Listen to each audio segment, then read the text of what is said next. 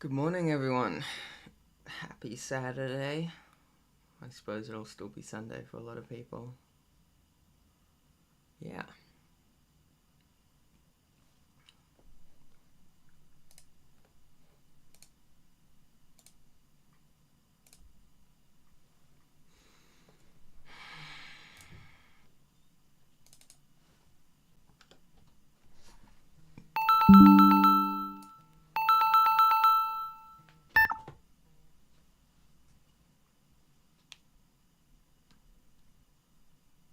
Hang on, sorry. I just need to...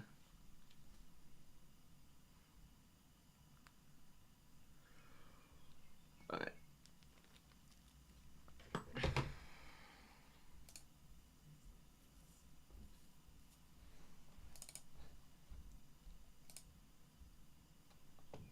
Alright, here we are.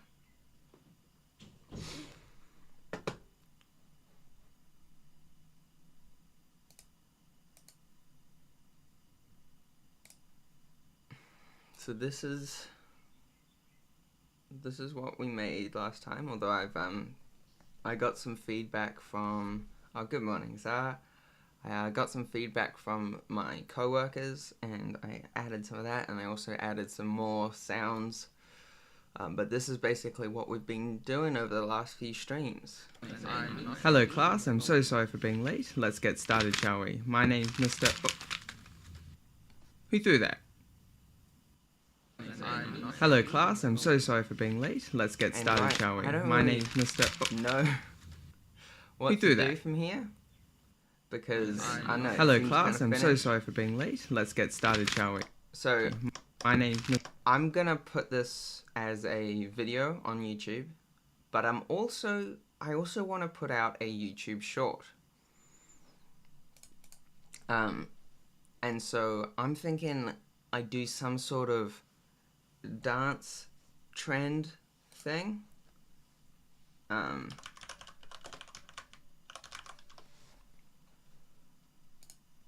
For example, if I go to the Bad Jelly Instagram and I scroll down a little bit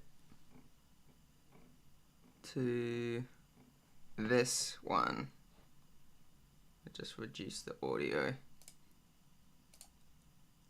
So this is like a little dance trend that I helped animate for Bad Jelly. It's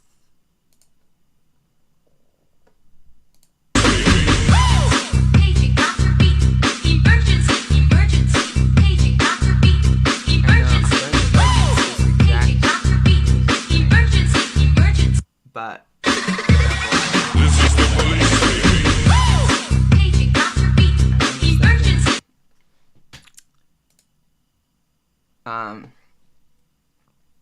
I'm just thinking maybe we can do something similar with this character and put that out as a YouTube short.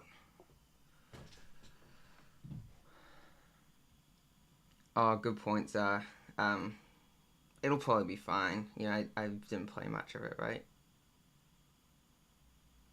She'll be right. We can't hear you over the noise. Is it okay now? Or is it just the desktop audio? I'll turn down my desktop audio a little bit.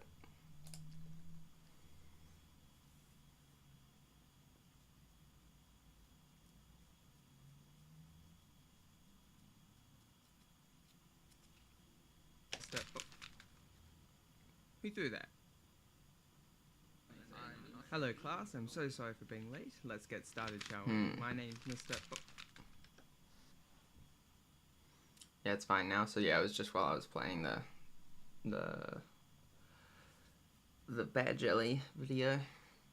If any of you haven't already followed the Bad Jelly Instagram, you should, because then that's probably where you'll get to know when Bad Jelly is going to release wherever you're living. I think right now it's only released in New Zealand and Canada, but I know there are plans for the UK and Australia soon, sometime this year.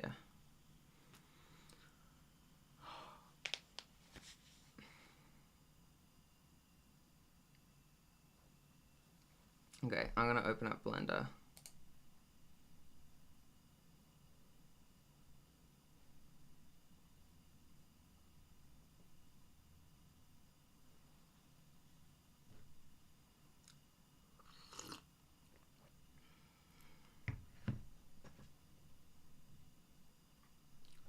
It's taking its time. Alright.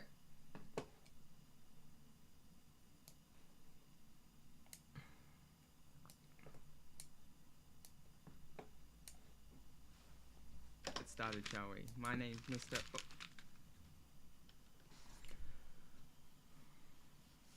If anyone has any suggestions for what I should do for a YouTube short with this character,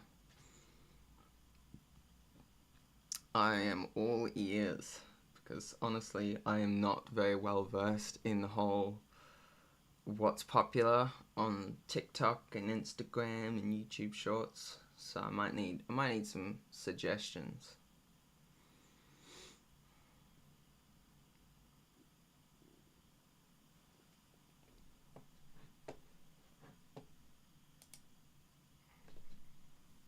I didn't know that it was animated in Blender. Congratulations, Joel. Are you referring to this character here, or are you talking about the Bad Jelly thing I was showing earlier? Because yes, this is Blender, but then the other thing was not.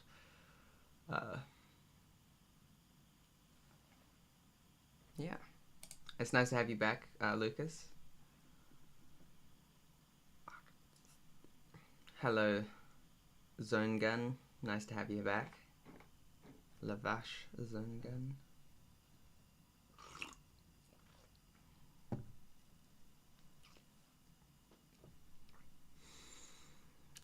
So, we've just been talking about what to do next with this character. I kind of don't want to just leave it here.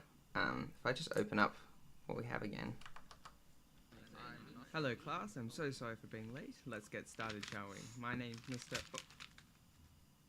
Who threw that? So I'm pretty happy with that, but we need to, I wanna do, so this is kind of gonna be, this is gonna be a landscape, just regular YouTube video. But what I want to do is I want to do some sort of vertical format, maybe dance trend that still shows off his ability to turn around. And the thing is, I don't know any dance trends, so I'm gonna need some suggestions. You know?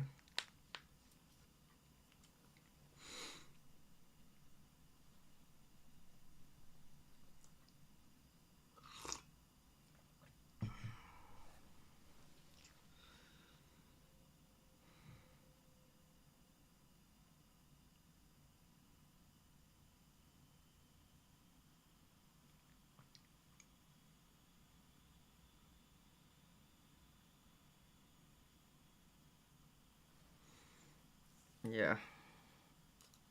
I'm just trying to think. So if I just mute this again. So this is what I'm thinking. Oh no.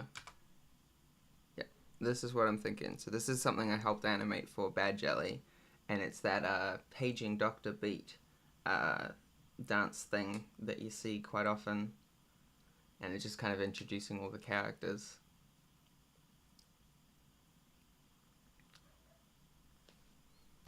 And I don't know, maybe I can do something similar.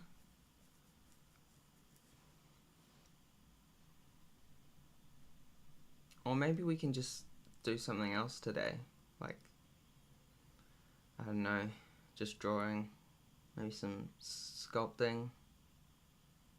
Let me know what you want to do. In fact, I'll start a poll.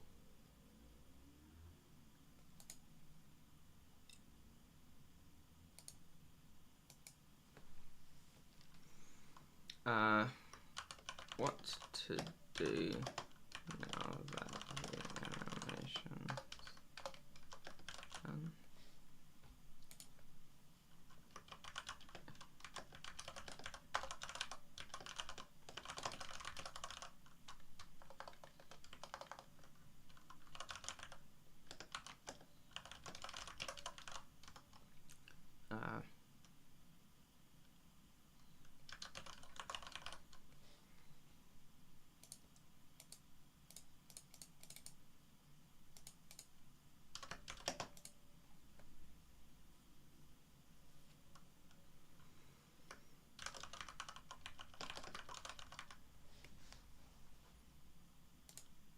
Alright, there we go.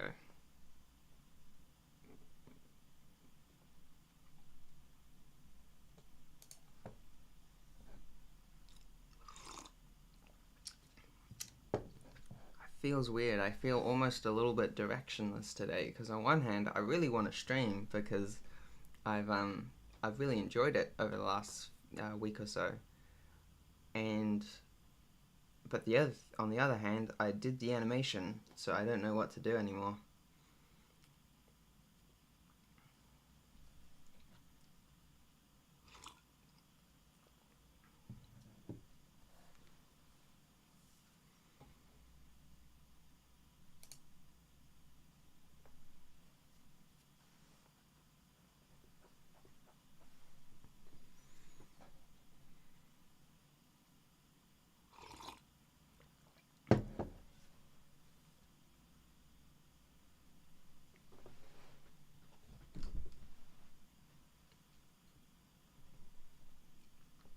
How's everyone doing today?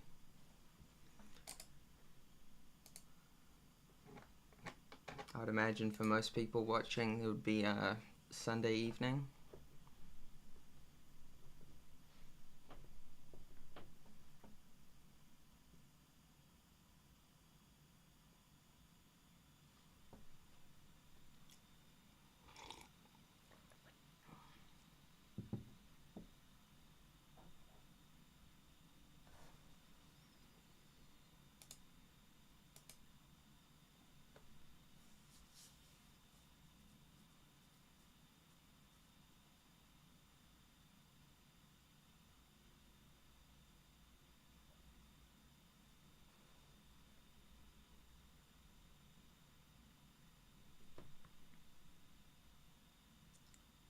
Doing good. Couldn't sleep well. It was too hot last night.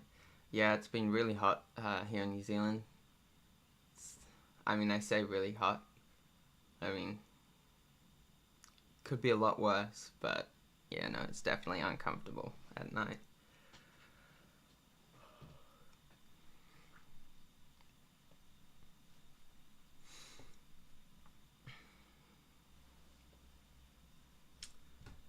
So that's what we get for being in the Southern Hemisphere.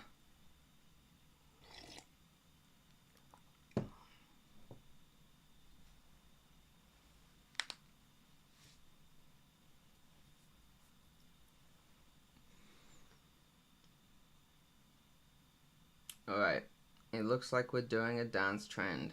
I'm going to end the poll.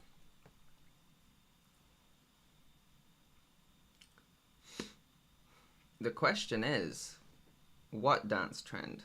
Because I'm very ignorant on this. Maybe I just need to do some searching. I'll look up what's a popular dance trend.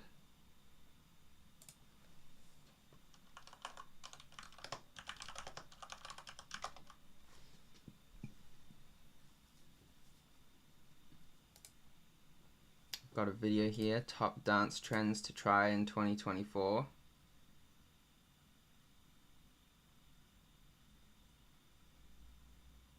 That looks way too difficult to animate.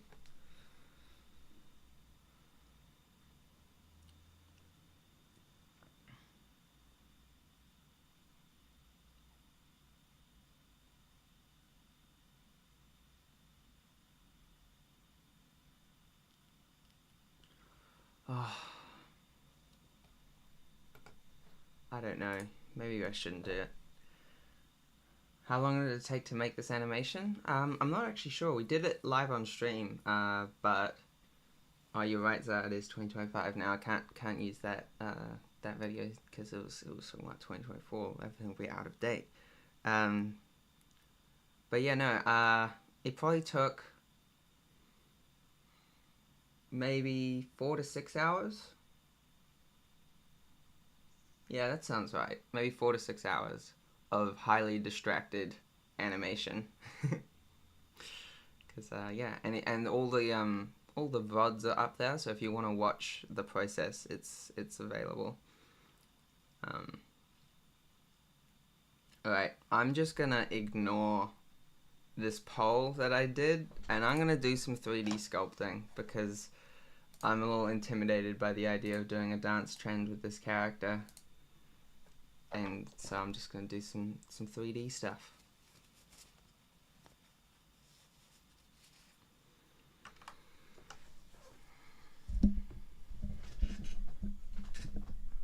All right.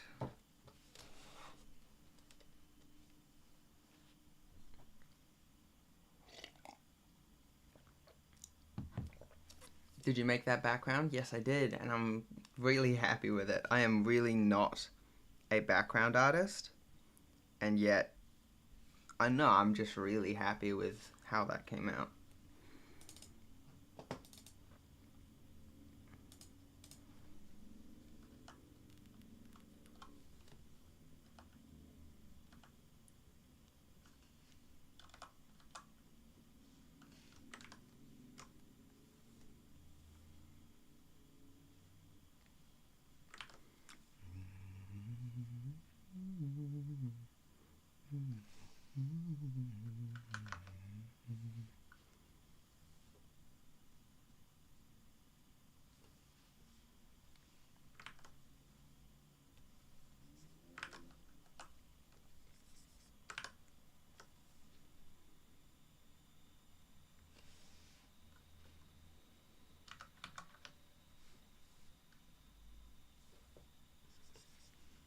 Okay, that feels better.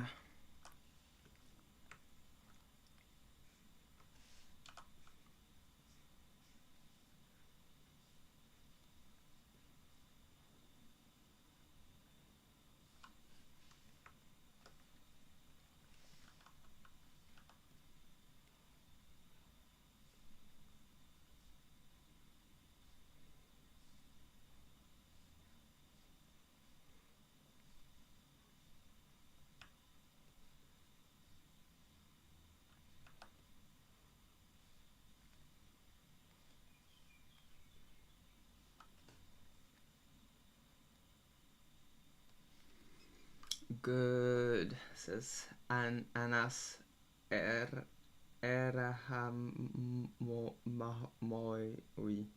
Oh my goodness, I really butchered that pronunciation. But whether I can say your name or not, I'm glad you're here.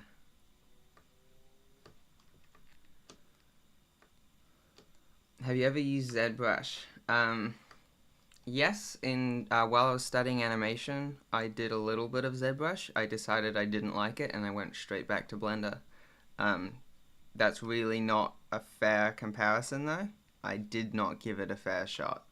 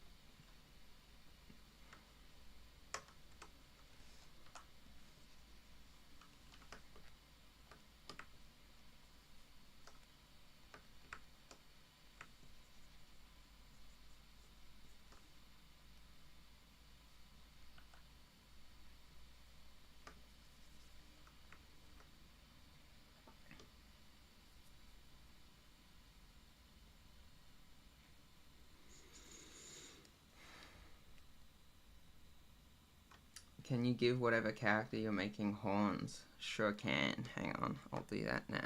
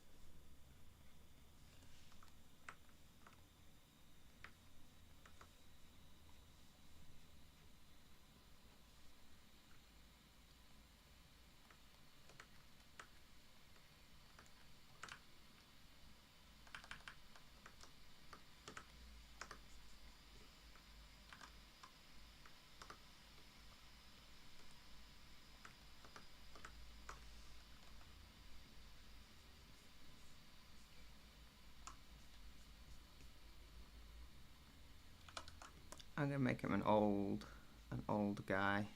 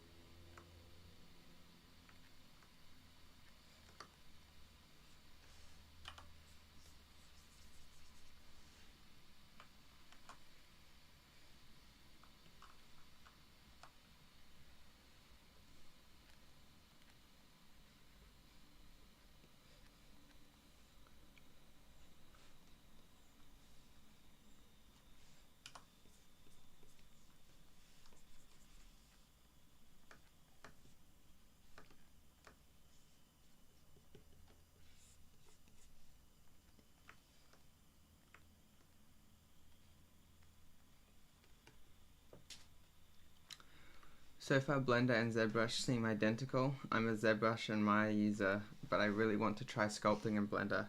How are the retopology tools? If you're used to Blender, so if you're used to ZBrush, not great.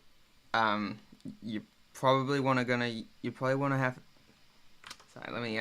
You're probably going to want to buy an add-on called Quad Remesher, I think.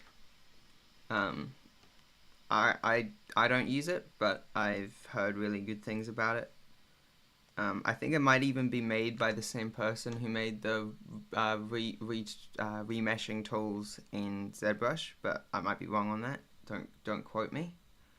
But natively in Blender, there aren't a lot of great tools for retopology. I mean, for manual retopology, it's a great tool. Like if you're gonna spend the time and actually get the topology looking just right for like rigging and animation, then you'll be a-okay. But if you just want like automatic retopology, yeah, you might have some difficulties there.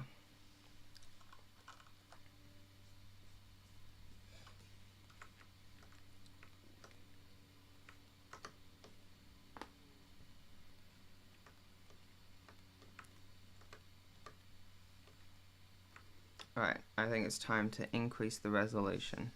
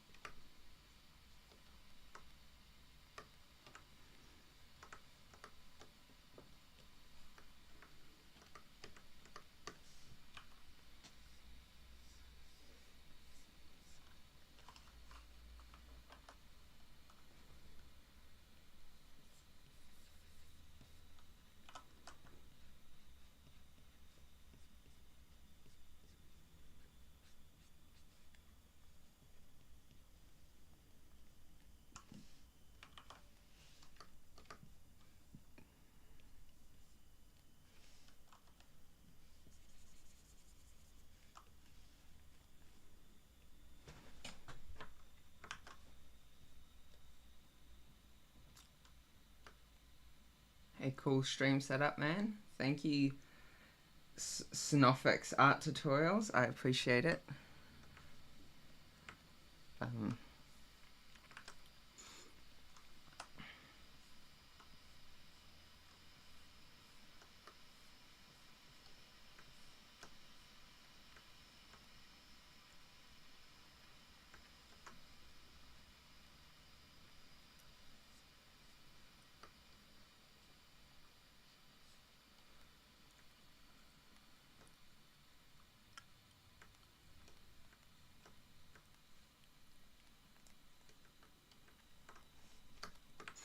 I should probably have some sort of reference image for this, but I do not.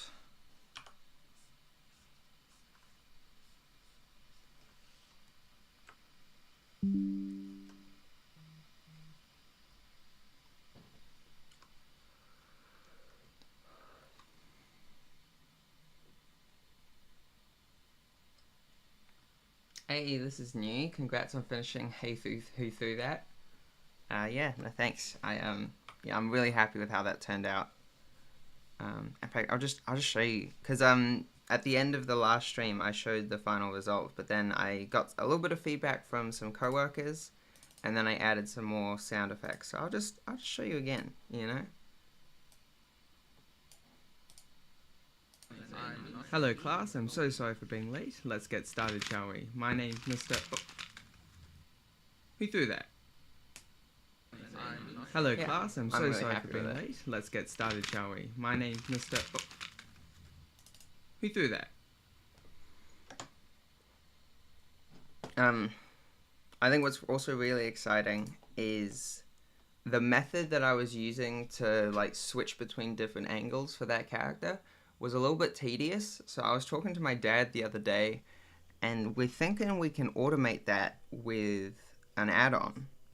So there might be like a spiritual successor to the SmartBones add-on potentially.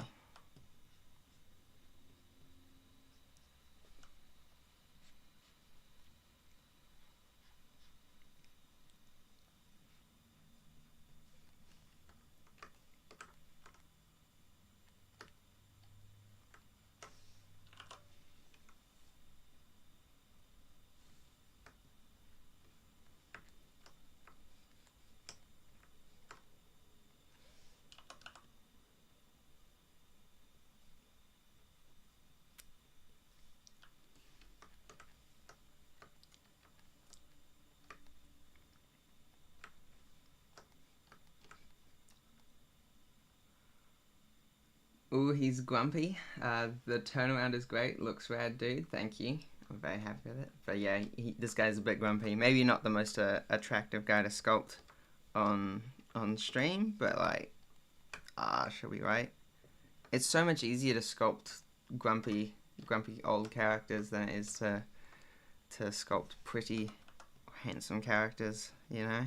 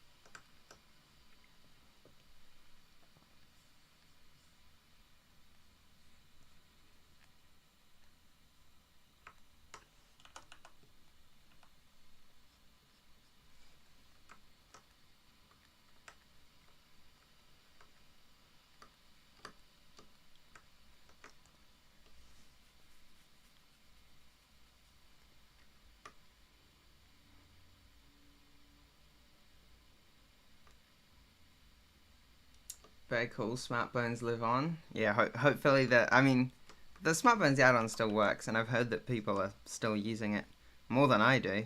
I don't remember the last time I actually used it, but um, yeah, hopefully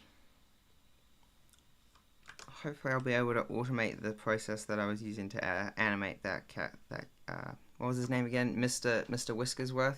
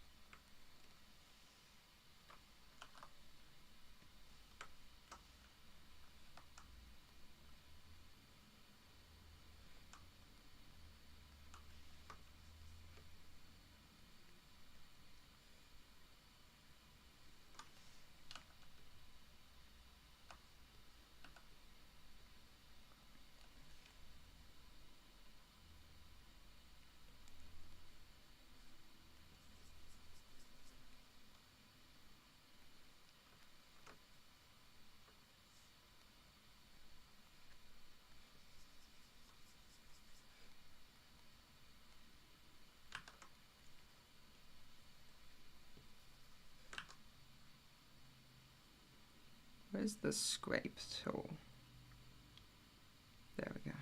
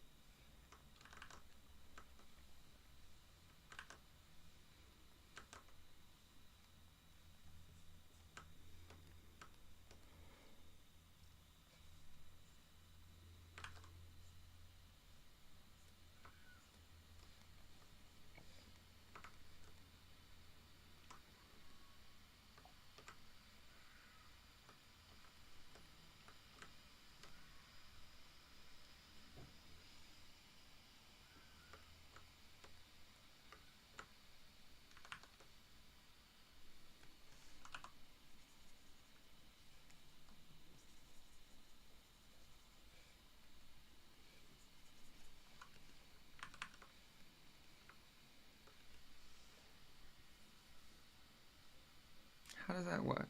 Just trying to look at my own forehead to see how this is gonna look. I think I need to go up a resolution.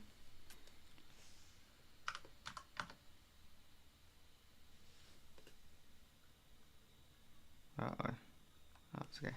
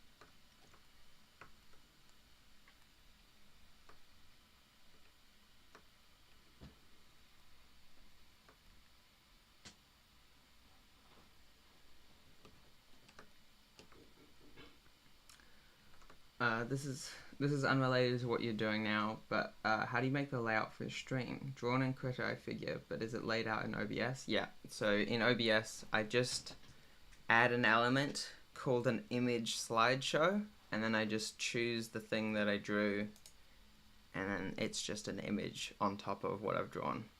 And then I just put my camera underneath it and my screen recording underneath it. And then I made the chat visible. I don't know how, because my friend set it up, but it's using Streamlabs. Less grumpy now, super chill, and cheekbones, Tyra Banks would kill for. I'm assuming that's a celebrity of some kind. He does have some pretty amazing cheekbones though. What's the backstory of this character? The backstory is I started sculpting a face. I thought maybe I should do a self-portrait. And then Zara suggested I add horns, and then it just went off on a whole new direction. But what's the backstory of the actual character? I don't know, I think he's... Have you ever read the series Eragon by Christopher Paolini? There's this like race of kind of horned people who are very war loving. I'm thinking maybe he's like an elder in that group.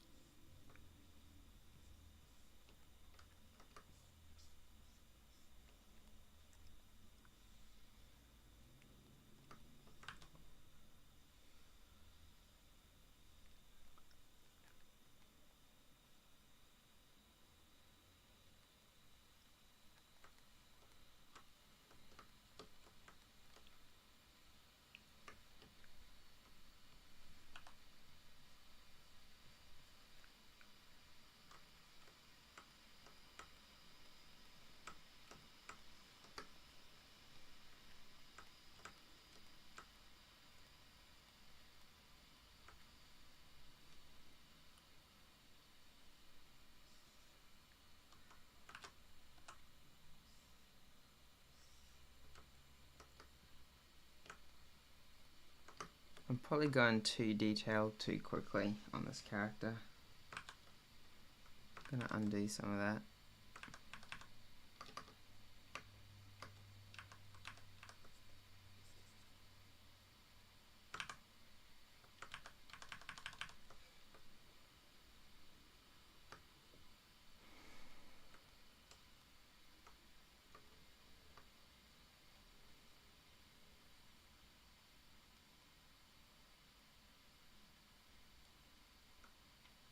Is the SmartBones not compatible with Blender 4.0 and up? I went to preferences and installed it, but it's not under the add-ons where I go back to the checkbox. It should be compatible. I just ask how are you installing it? Because if you're in the GitHub page,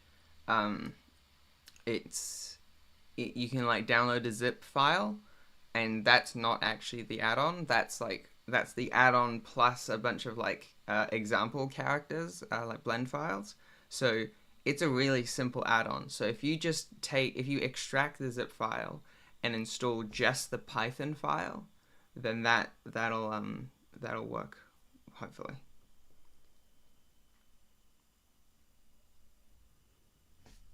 I haven't heard anyone say that it's became incompatible with Blender.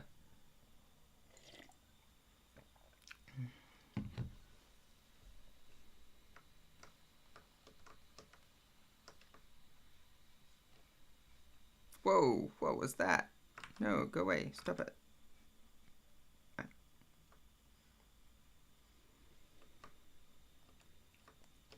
Oh no, I'm late. No worries. It's still early days.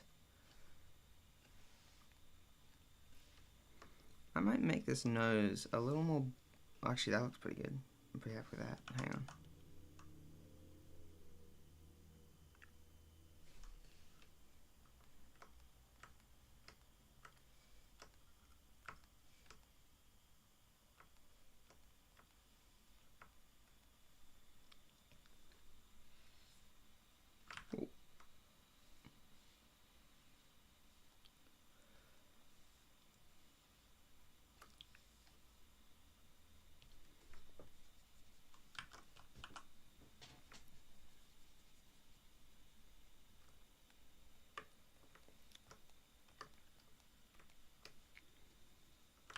Oh.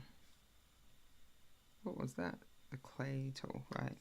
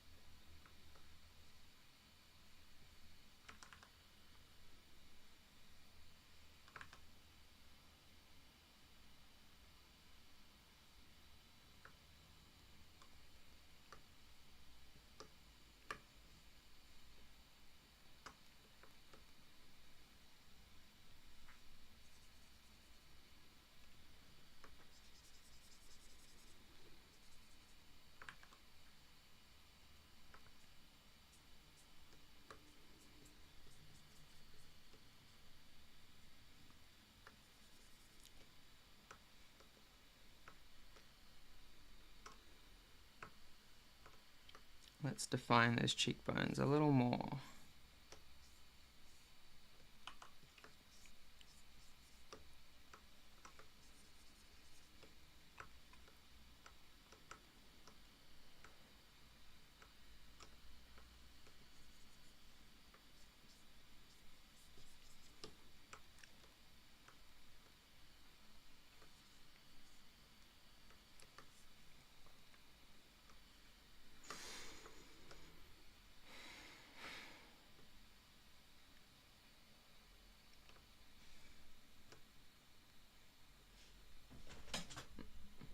Oh, my camera's stopped working again.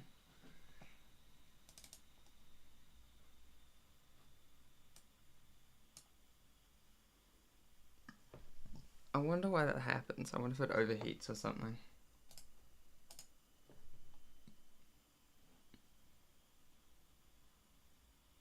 There we go.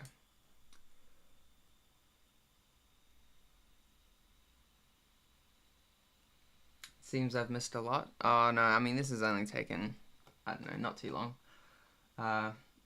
It worked. Thanks. I'm glad. I'm glad that it works. Would hate to have to update the add-on. No. He looks like he's had enough of the kids walking on his grass. Yeah. If it has a screen turned off, you're talking about the camera. Yeah, I think that the camera automatically turns off after a little bit of time.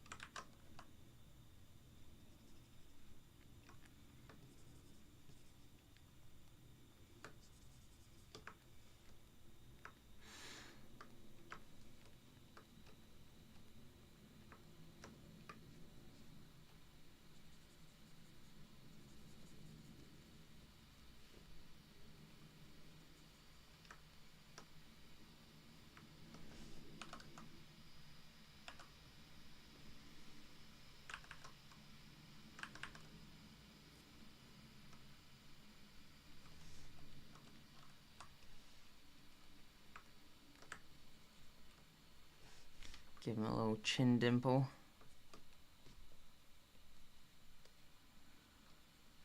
Make him look like he's related to me.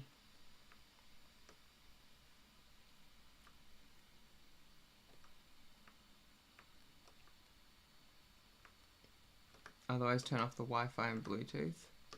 Yeah, that's a good idea.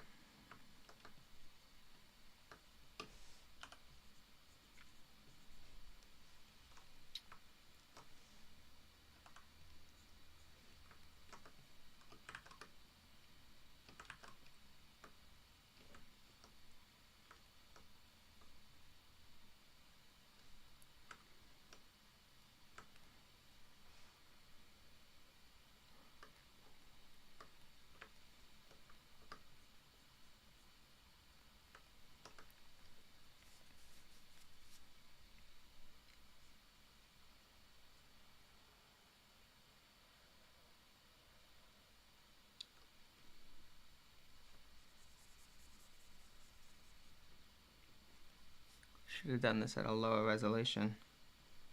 Oh well, too late now.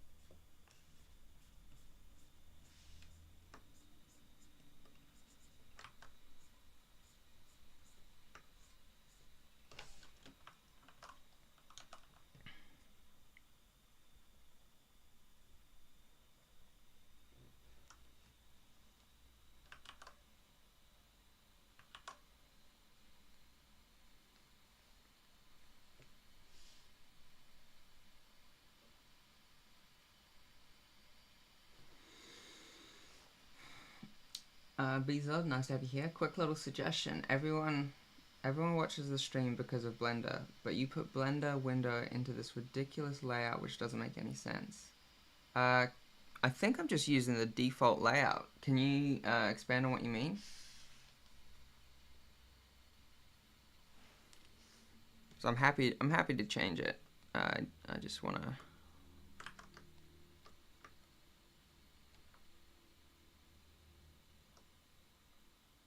What's the point of watch our chat on screen when we can see it through live chat? So the reason I do that is because after the live stream is finished, it then automatically uploads.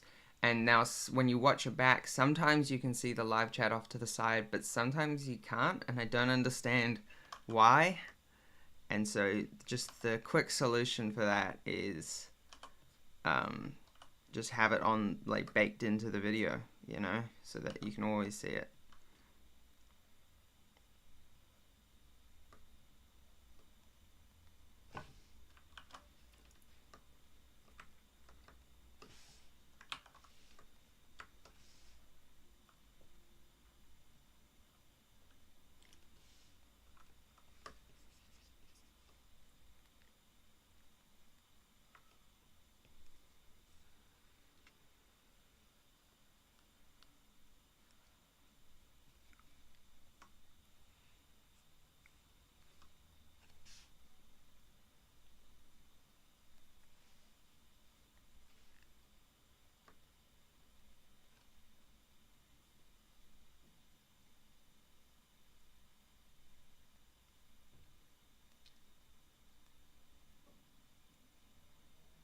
The baked chat is good for full screen viewing as well. Yeah, that's true. If you want to see how I'm interacting with the people in the chat, but you also want to watch it full screen, that's definitely helpful.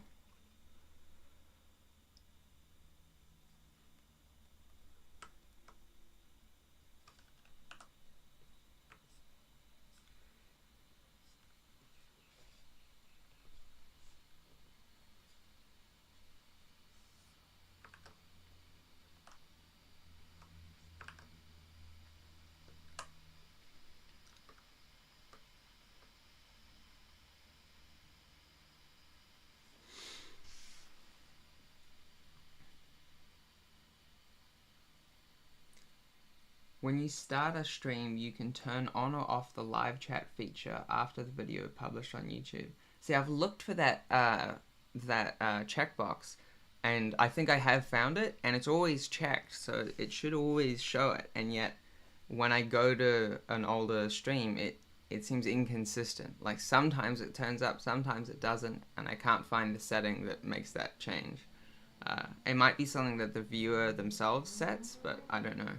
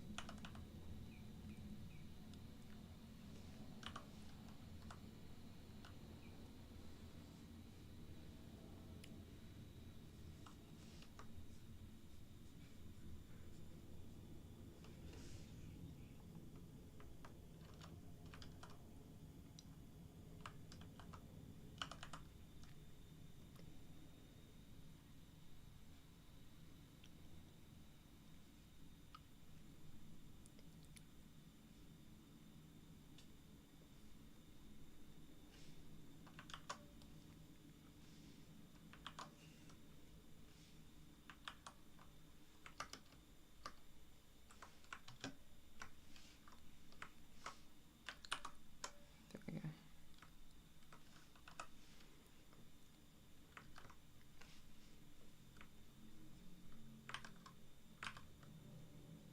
I'm just gonna save this. Old man double blend. There we go.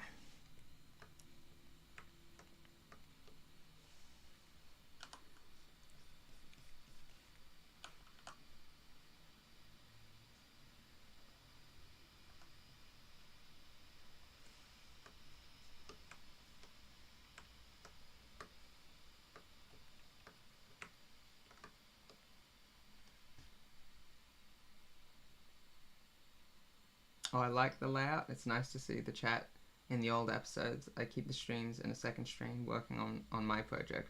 Feels like I'm in a classroom and a bit more focused.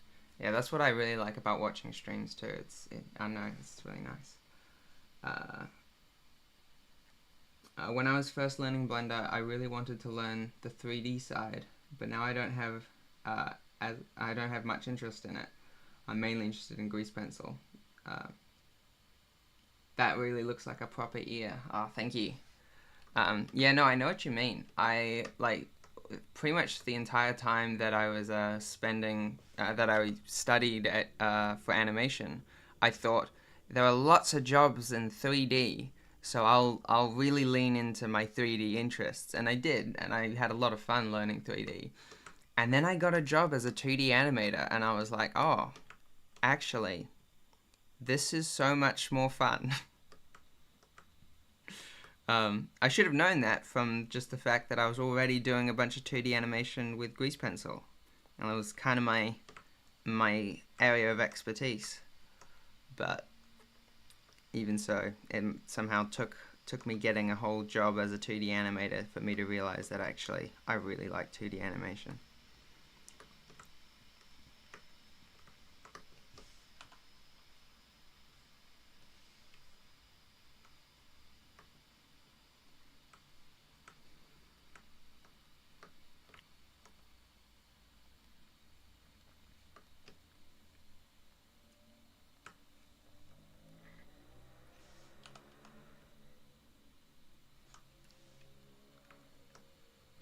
Okay, I've never actually done this, but I think I'm gonna wanna retopologize this, and then using that retopology, use what's it called? A multi-resolution modifier.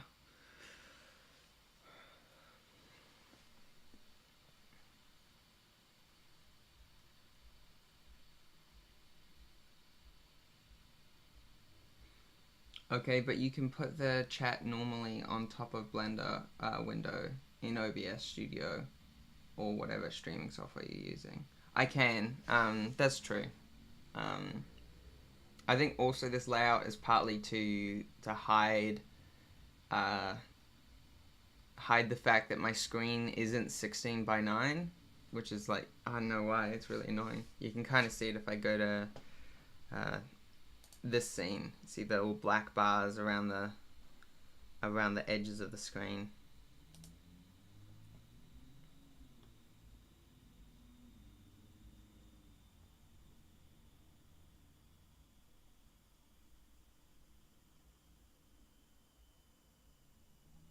Hi Vuk, nice to have you here. You suggested you might turn on... Oh, screen keys, you're right. I'm going to make a little note of that so that next time I actually do have it on. Because I remember someone asked for that and I said that I would have it sorted for the next stream and then I just didn't. So let me make a note of that.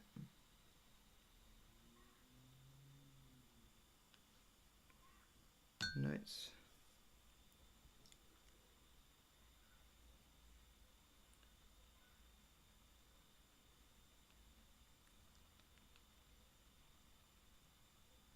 Alright, there we go.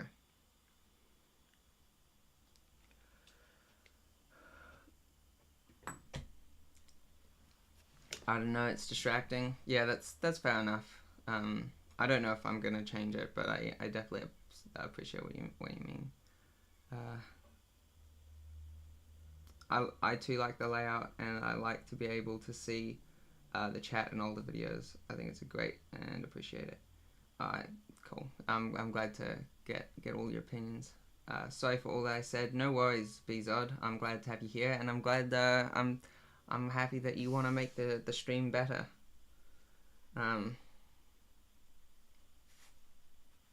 I've never actually done this. Always makes great streaming content. Yeah, alright, let's do it. Alright. So let's go into object mode. I'm going to just set that shade smooth so that it looks kind of nicer. And then let's add a plane. I'm going to set this plane to have a viewport display of a different color. And yet it did not work. Because... there we go. Alright, then I'm going to go into edit mode, rotate this 90 degrees, move it here. And I also want to turn on backface culling. I always forget where this is though. Surely it's in here. Or is it here? Ah, here it is. There we go. Okay. And now I'm going to want a mirror modifier. That's clipped. There we go. And I'm going to want a shrink wrap modifier. That faces this. And then I'm going to turn on snapping, face, align rotation to target. Back. Oh, okay. Okay. Whoa.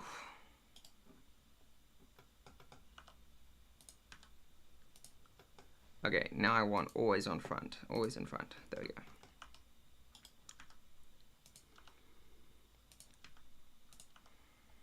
Okay. So I know roughly how something like this is meant to look when retopologized. It shouldn't be too important though, just because I'm not actually going to rig this character, so I don't need to worry too much about the deformation. I just need to get it a bit cleaner so that I can add the multi-resolution modifier.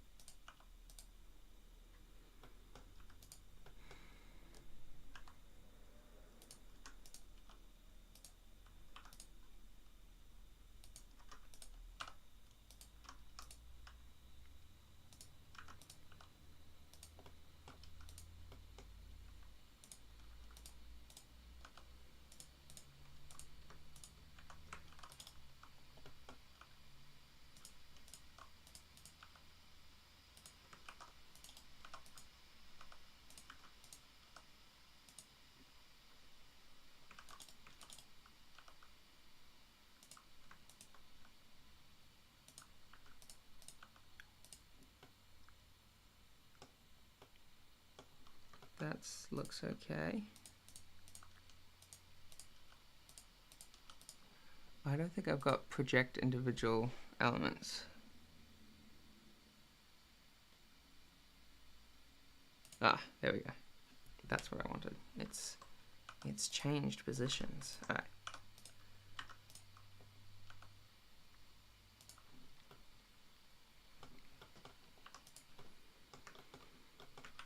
Now I'm going to do the mouth.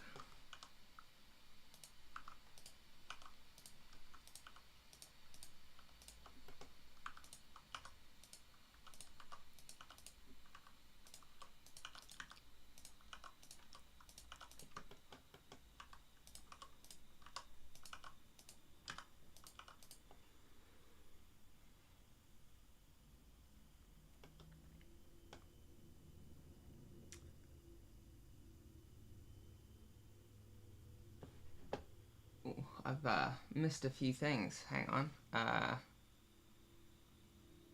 Sketchy, good morning, mate. Good morning, Squishy Face. Nice to have you back. Are you going to do animation friendly topology so you could reuse for baking normal maps later if you wanted to animate, or basic retopology for sculpt? I think I'm just going to keep it as a basic retopology for a sculpt. That way I'm sure I won't get carried away and make like a full rigged character. Yeah.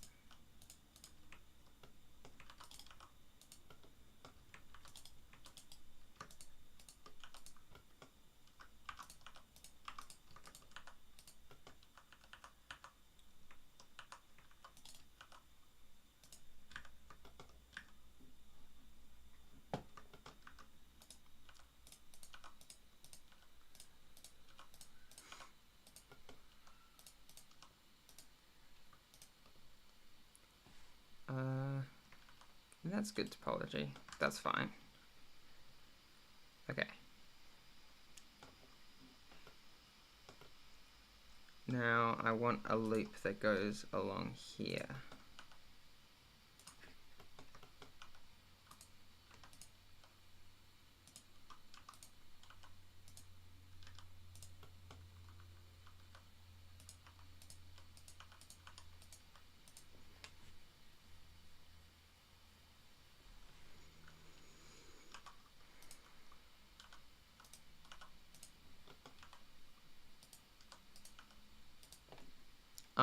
Now usually I would loop that around like this way, but actually I'm not going to do that this time because that's just not how the folds on this character are going. Feels wrong though.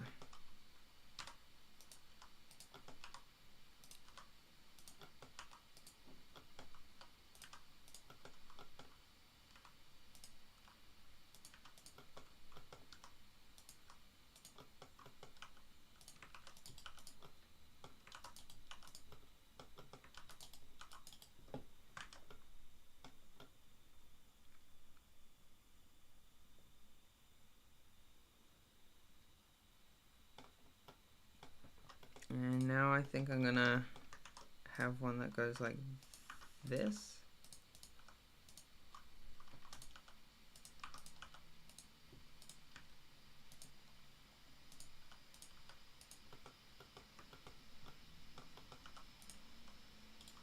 Like this.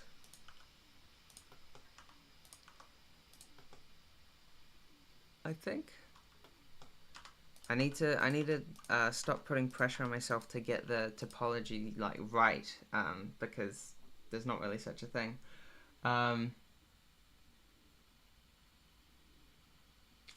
Love the last stream. Great work on the animation. Thank you. I'm really happy with how it turned out. Um, I think screen keys would be snazzy. Where to put them? Maybe you can move the blender area up to be flush with your camera, and then you can put them under so they don't block those lower icons. Yeah, that's a good idea. Oh, I see. Yeah. Yeah. That would be a good idea. How about making some Toon Boom Harmony content? I love Toon Boom Harmony. I think it's a great software. I would love to make some content on that. I'm not sure how well received that would be, because I think most people don't have access to Toon Boom, including myself. Actually, I don't actually have Toon Boom because yeah, I don't pay for it, you know. But yeah, no, I think that, you know, oh, how's this gonna?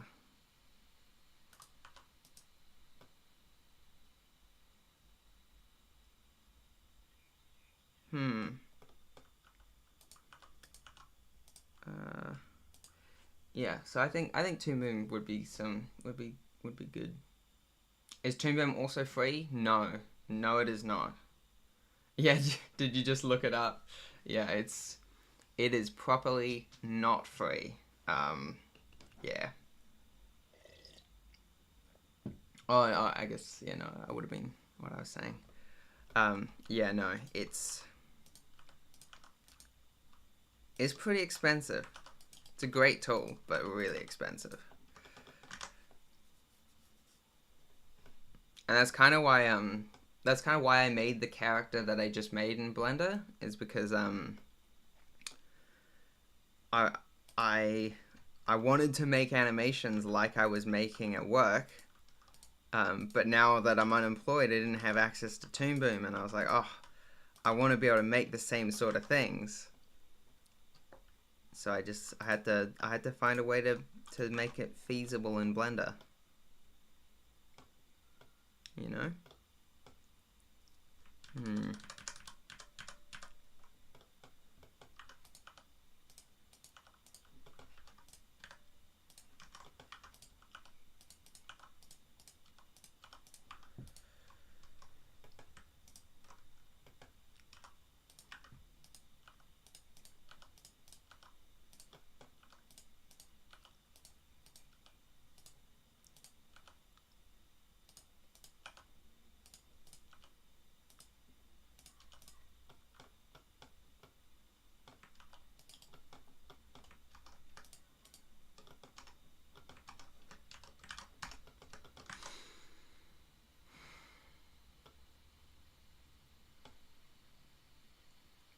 Do you feel that you got pretty close to if you'd made it in Toon Boom? Not really. And I wouldn't say that's like a failure. You know, I just feel like I just wanted something that felt similar rather than like actually looked similar. You know what I mean? Like ultimately, Toon Boom is the best software at being Toon Boom. You know, and Blender's the best tool for being Blender. And it's important to be able to learn from one software and apply what you've learned to the other, but then it's also important to understand that one software cannot be the other software.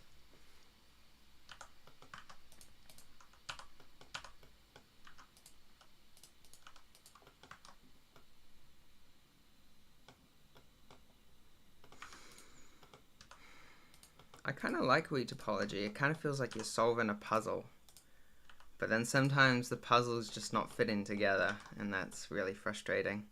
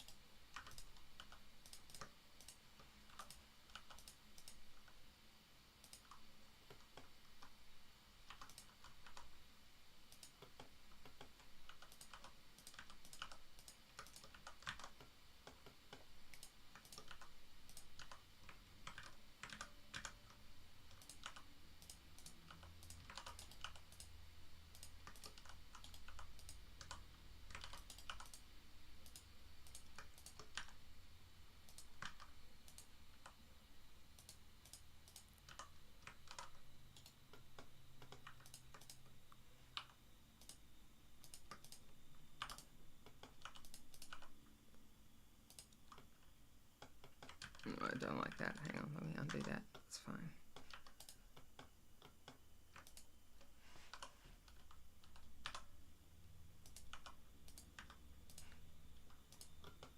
Oh, no, I can't do that.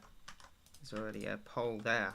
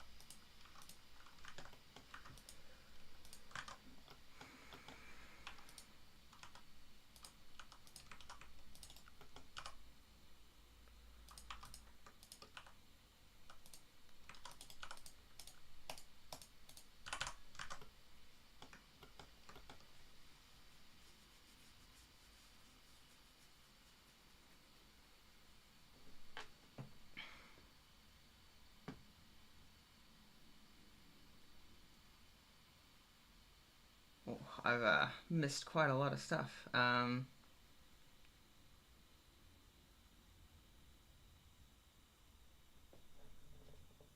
Wait for Black Friday. It's only the price of a GTX 4090. Yeah, exactly. Oh no, my camera froze again. Yeah, Toon Boom is annoyingly expensive, you know?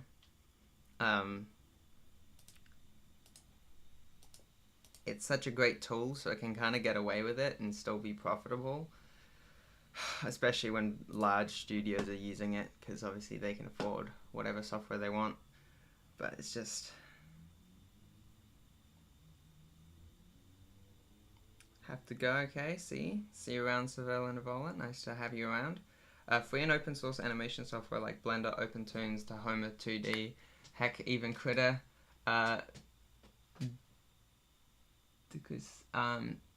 because it can animate, but that's not its main feature. Great, yes, all of those tools are great.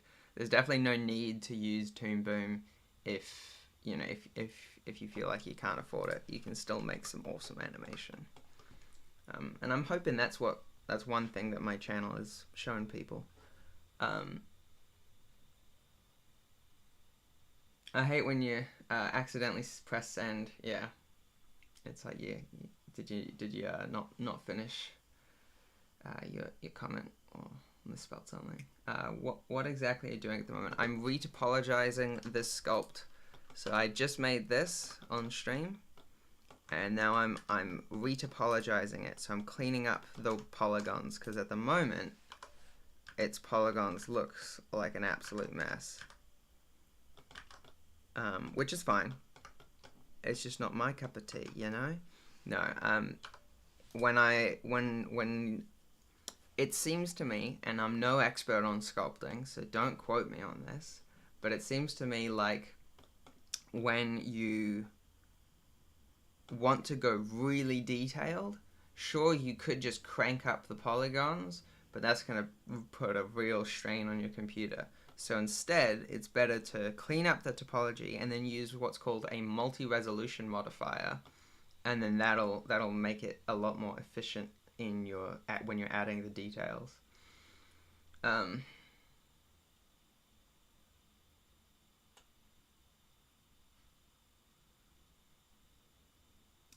Terrifying Tyrannosaurus Turtle enters chat. Yes, very nice to have you back. I'm glad to have you here. He's apologizing. Yeah, that's right. Is he remaking the old devil guy? Yeah. So that is basically it. I'm just remaking it, but with better polygons.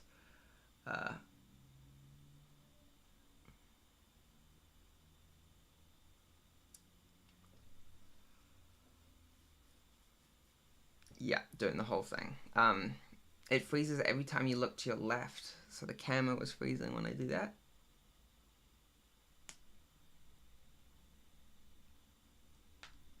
Alright.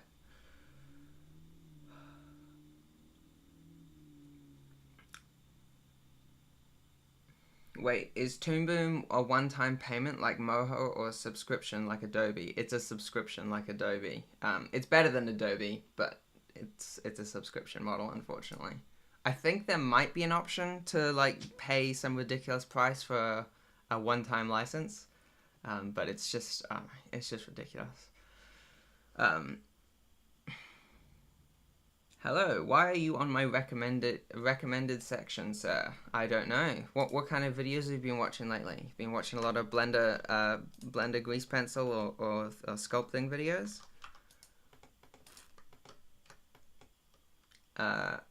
So you're replacing the planes that make up the bust with larger squares. Yeah, I mean they are larger right now, but then I'm gonna like subdivide them and then it'll be still lots of polygons, but a lot cleaner, if that makes any sense. And a lot sort of even.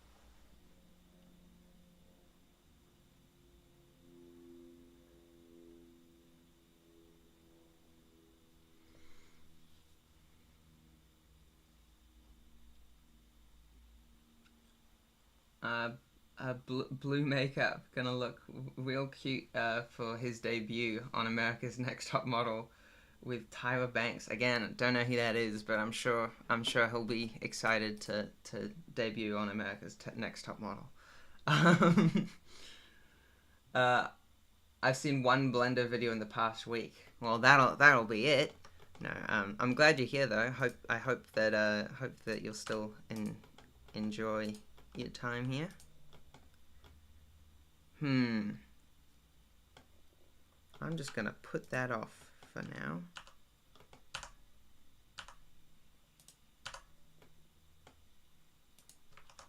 Maybe that'll help. Yeah, no, hang on.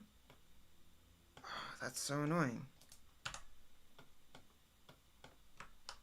What happened? What will the flow be like? Oh, I don't like that flow.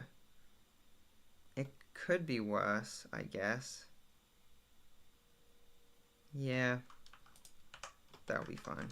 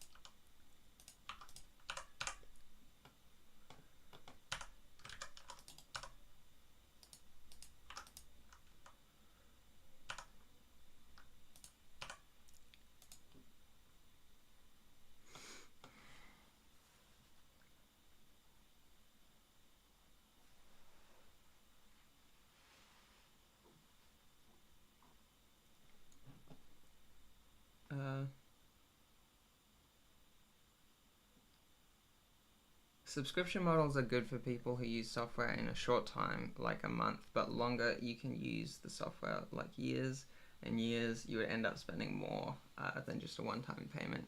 Yeah, and I think that's what's really annoying about Toon Boom is it does feel like the kind of software that if you're gonna use, you're gonna want to use it for decades potentially. You know, you can get a permanent license, but you also buy a small. You can also buy a small car for the same price. Yeah, exactly. It's like thousands of dollars. Do you delete the bust after it's completely coated? You can. I'm probably going to just archive it, like put it in a hidden collection. Um, but yeah, no, you can. Subscription models suck. I'd rather pay to own something forever than have to continually pay every month, even if I use the software like one time. Honestly, I agree. I feel like there's so much. I don't know. There's something that just feels nice about saying I have total unrestricted access to this software. Whereas when you're like renting software, that's awful. I don't want to rent software. It's software.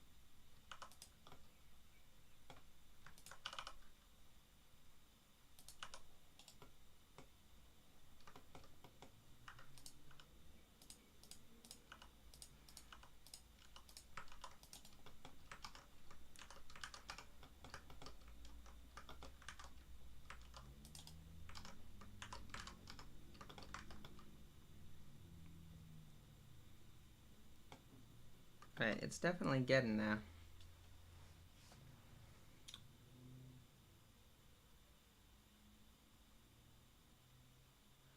Was the 2D character you just made via stream or for more detailed tutorials to come? Or is it just a one-time thing for the stream?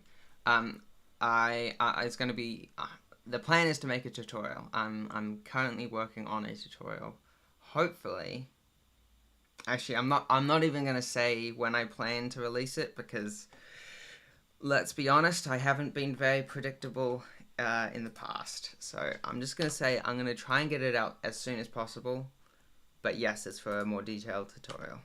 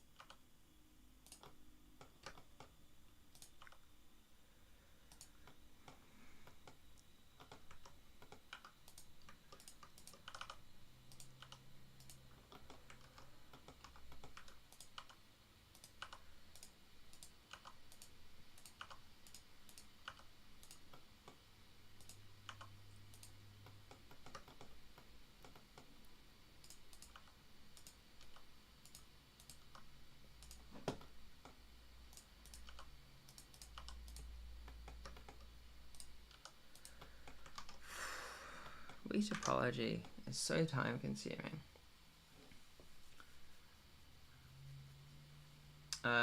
Gotta pirate it. Toon Boom is a tough crack though. This message is not endorsed by Sketchy Scroll. Quite right, not endorsed at all. I totally understand why people feel compelled to pirate software. But personally, I'm just like, why would you when you can just use open source software instead? Awesome. I've done 3D, so I'm new to 2D. Looking forward to the character breakdown videos. Awesome. I'm glad. I'm thinking it's gonna be good. I think it's good. I think it'll be a good video, good tutorial.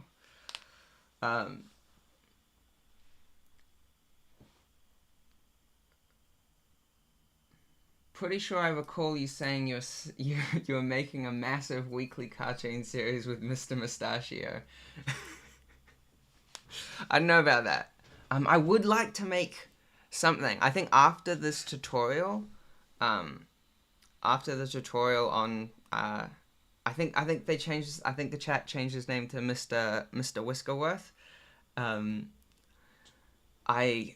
After I make that tutorial, I would like to make something a bit more creative, like maybe a pilot episode to like a web series. It's kind of a big project, but I think it'll be fun.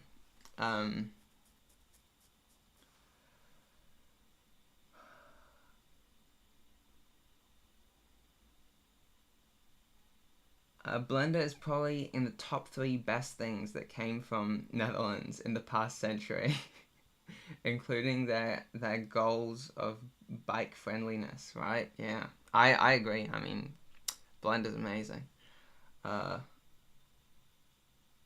But boy, I sure do love Viking Smurf. Oh, Vikings. Yeah, no, that's fair enough. I see where you're coming from.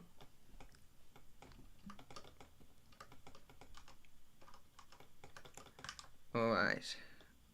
I think that's his nose done. Man, I'm powering through this.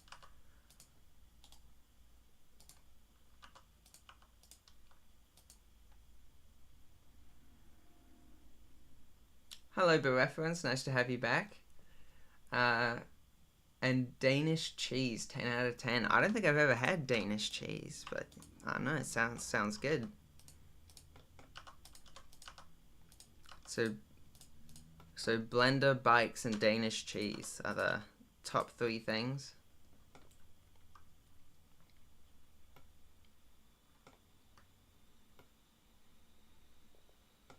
I'm with you, but studios don't use open source.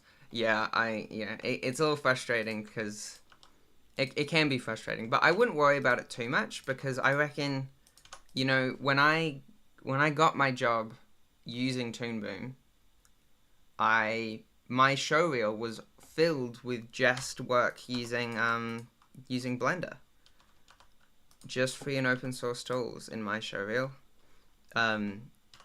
And that still got me the job, and then I was able to have some professional experience with Toon Boom, and I learned a lot about it, and I love it.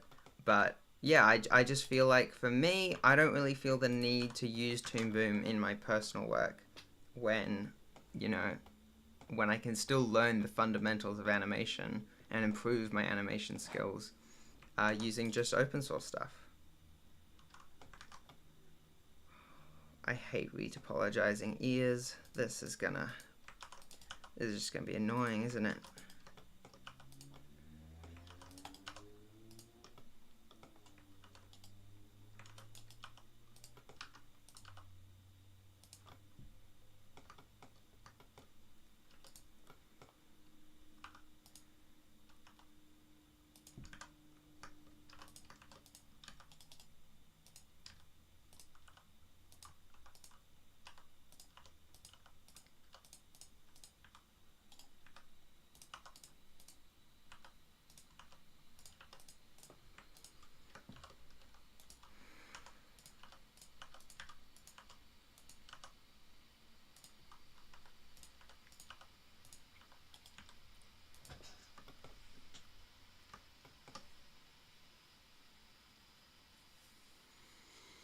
Are you going to rig this? No, not that's The plan is just to sculpt. I might do some cool materials though. That'd be fun. Um, I've missed a few things. Hang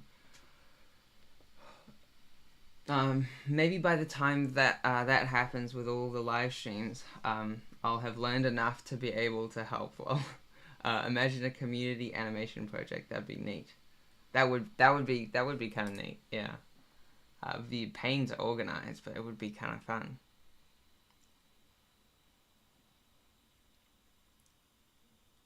Is he a Viking smith or a demon named Dan? I reckon demon named Dan.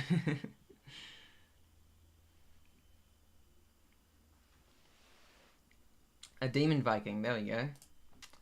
Uh,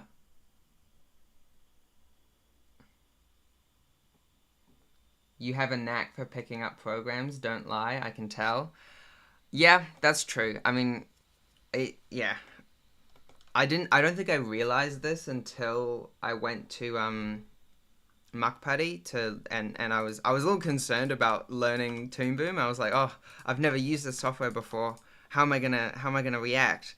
But honestly, by the end of my contract, there were multiple occasions where people with who had been at Mukputty longer than me were asking me for help to solve like a rigging problem in Toon Boom.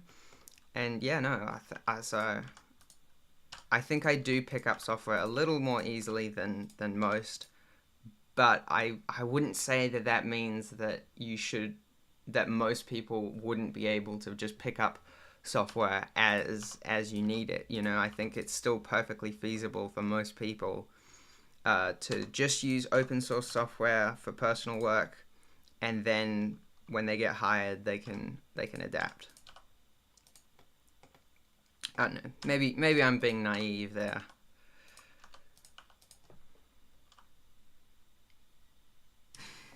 I knew it. Yeah.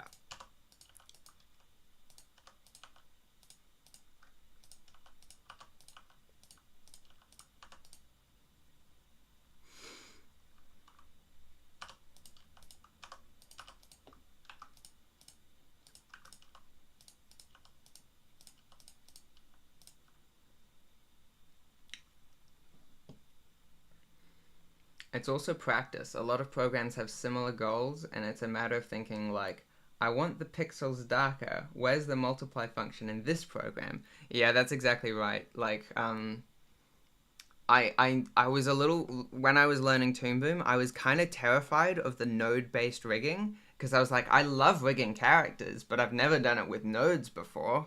How's that gonna work? But it's actually weirdly similar to like the shader editor in Blender. Like everything's vertical rather than horizontal. But basically, I think if you understand the logic of Blender's shader editor, it's not going to be a huge leap for you to understand the rigging concepts in Toon Boom.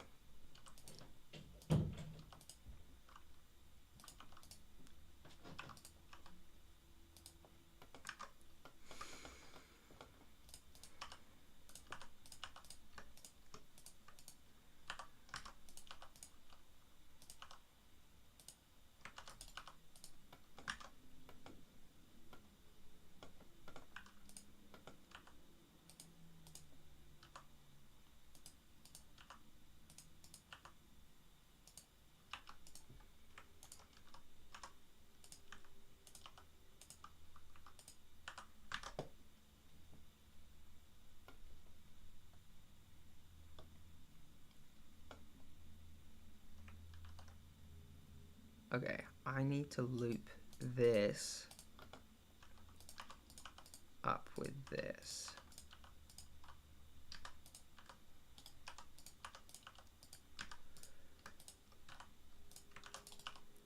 That's a little unorthodox, but look at that beautiful loop.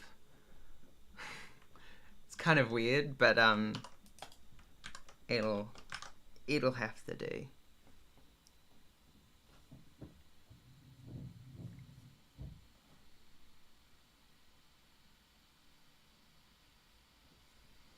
Um,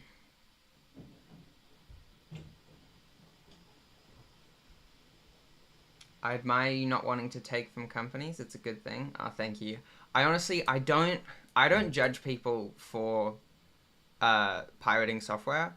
I totally get it, and I actually think that overall it's a net positive for the industry when people pirate software for personal use, because if if hypothetically, if I pirate Toon Boom and then I learn Toon Boom, that's going to mean that I'm going to be able to be a better candidate when getting hired, and so there'll be more studios who want to use Toon Boom because everyone uses Toon Boom.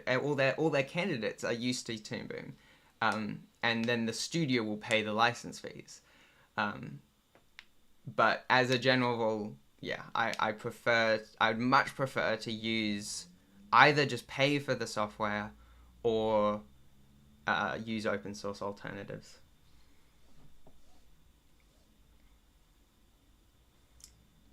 LMMS is an open source software. It works nice with DAW, Digital Instruments, plugins for paid music production software.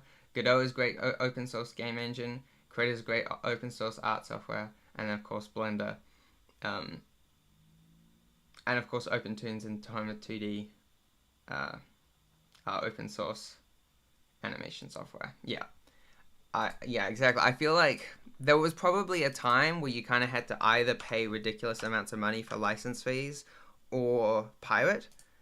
But these days, you've got some great open source tools. And so I just don't know if it's warranted anymore, the whole pirating stuff.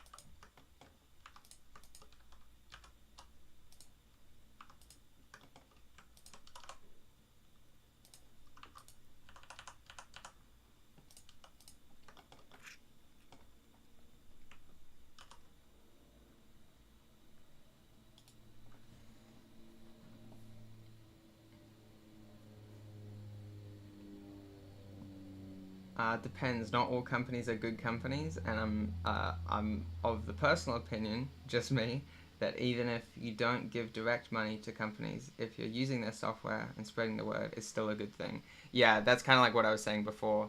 It's like if I were in charge of Adobe, right, I wouldn't worry too much about people pirating the software, because ultimately, if they're in a position where they think that they need to use Adobe products, that's gonna long term gonna be beneficial for Adobe.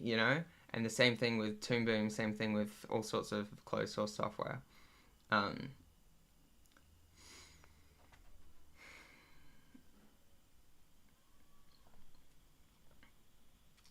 BREF there as well. Yes, BREF. I love BREF.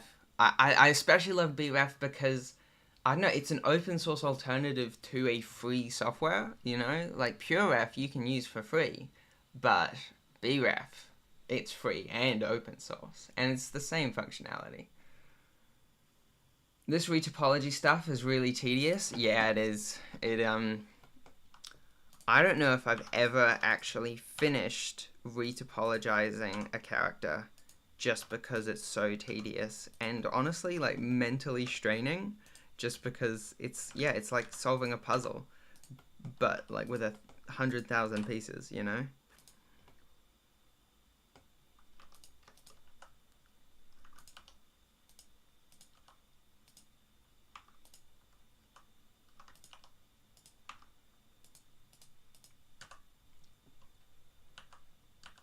Wow, that was easy.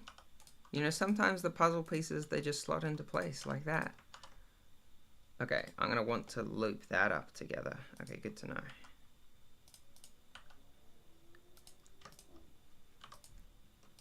Like that. Yes. Okay, there's no way those are getting connected. That's annoying.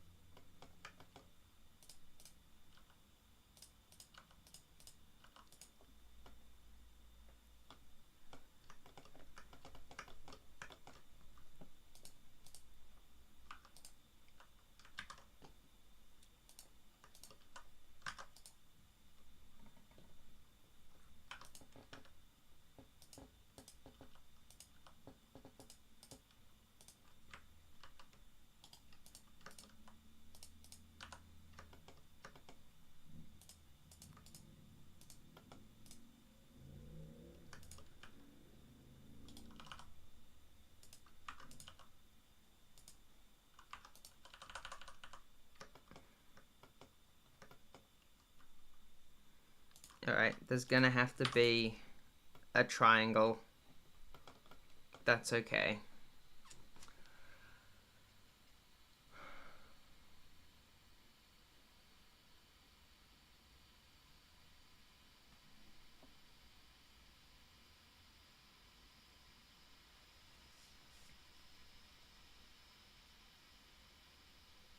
Absolutely, Adobe's goal should be become industry standard, not exporting every exploiting every penny out of each creative making cool stuff. Um, yeah. Oh yeah, Lysias, that's my dad. I did make a pirate girl. I can't remember if I finished retopologizing her though. I think I might have just sculpted her. Um,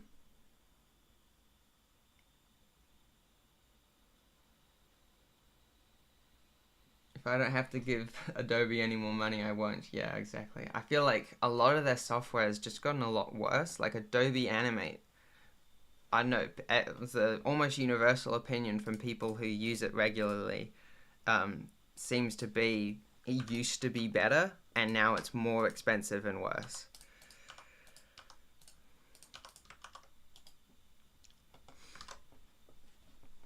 Um, so yeah, I really don't see a reason to use any Adobe products except for maybe Substance Painter. Like there doesn't seem to be a great alternative for that. But honestly, Blender with a couple add-ons, you're basically there. Um, Instant Mesh Remesher IGL, I think is open source auto retopology software. Okay, I need to look this up because I think manual retopology is always going to be best for like animation, but I'm not doing animation here. I'm just going to do some sculpting. Um,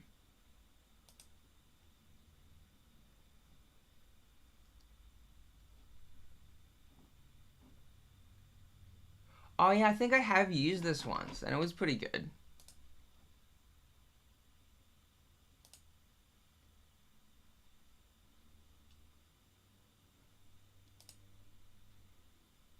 Yeah, I definitely have. Um, I think I'm still gonna. I feel like just for my own sake, like just to develop my skills, I'm gonna try and finish retopologizing this character. We're actually not that far off. I know it looks like we've got a lot of space to fill, but honestly, those are the easy parts, you know.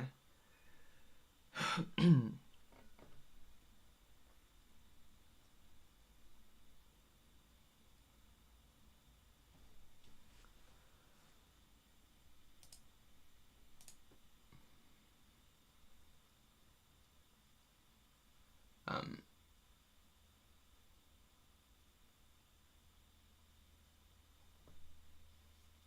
I don't pirate, but you can access a lot of expensive computer programs at your local library, and it's another great place to focus. Mine has some 3D printers too. Cool place. Okay. Maybe, yeah. I wonder if my library has like Toon Boom or ZBrush or, you know, Maya and that sort of thing. I probably wouldn't use Maya. Why would you use Maya when you can use Blender? Um,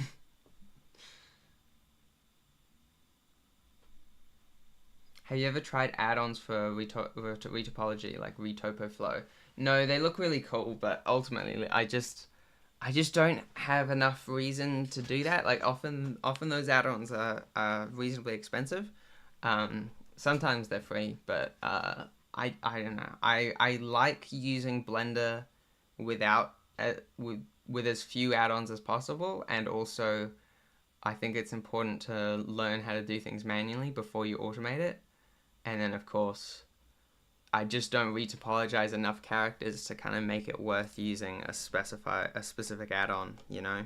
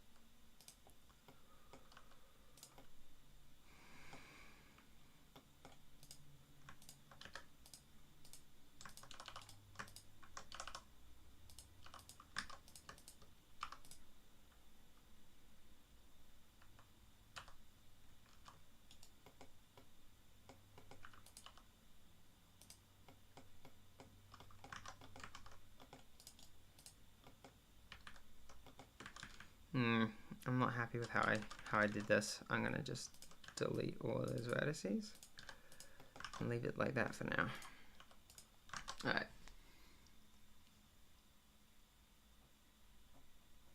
You can single purchase Substance Painter in Steam too without the Adobe subscription. Okay, that is good to know.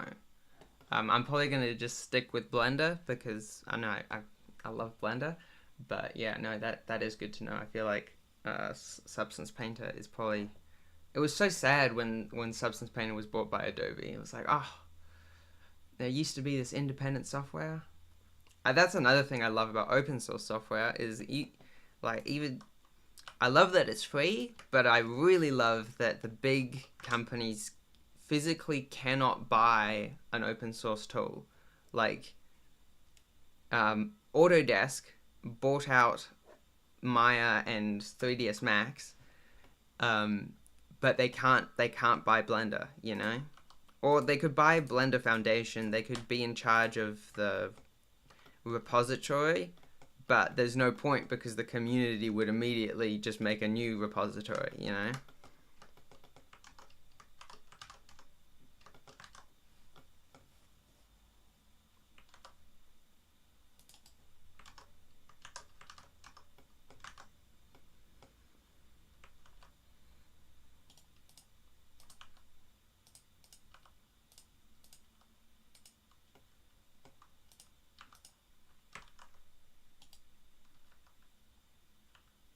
Ooh, that is nasty. Nasty topology there. Oh, I'm gonna come back for that particular little problem.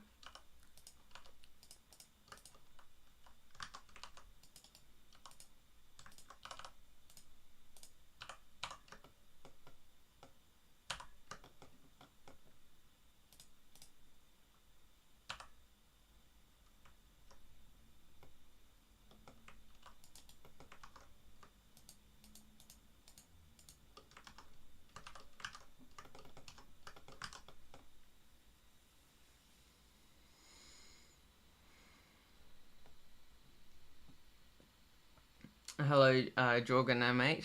Nice to have you back. That's cool, and it's only 200 bucks. Not bad if you've got 200 bucks. Yeah, exactly.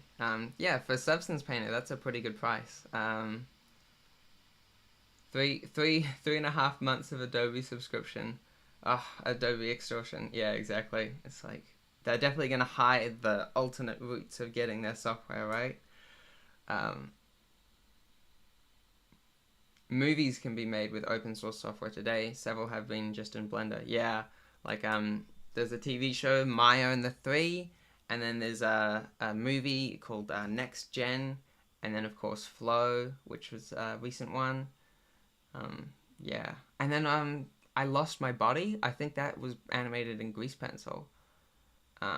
Yeah, really excited. I think especially in Europe, there's a lot more people who are willing to go, yeah, open source is cool, let's use open source.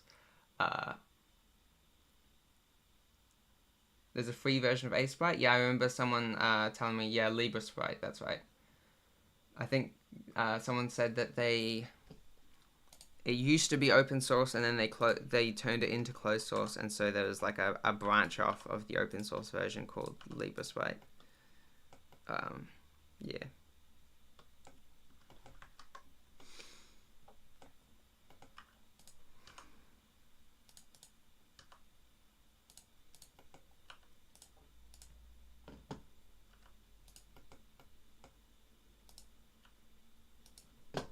Hang on, can I use this? Can I use the poly builder tool? Or if I press control.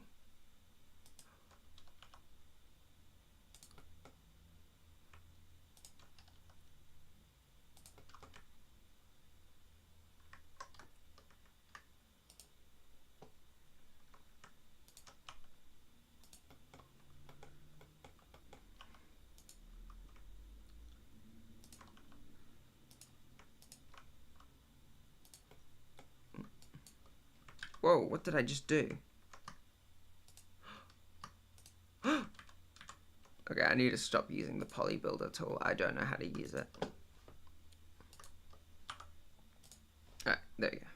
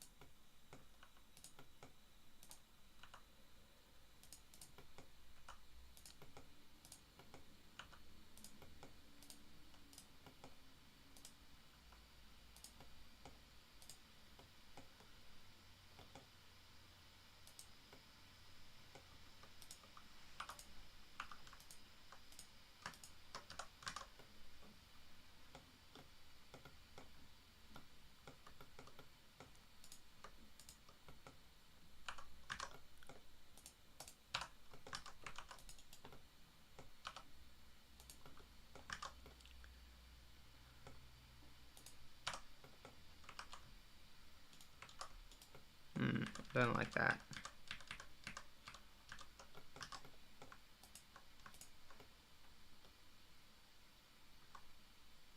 I'll figure it out.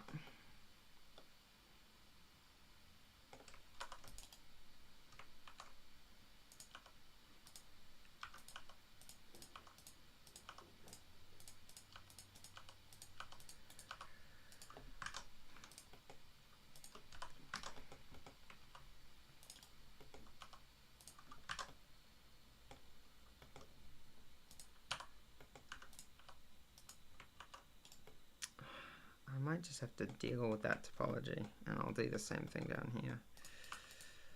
Not happy about it necessarily.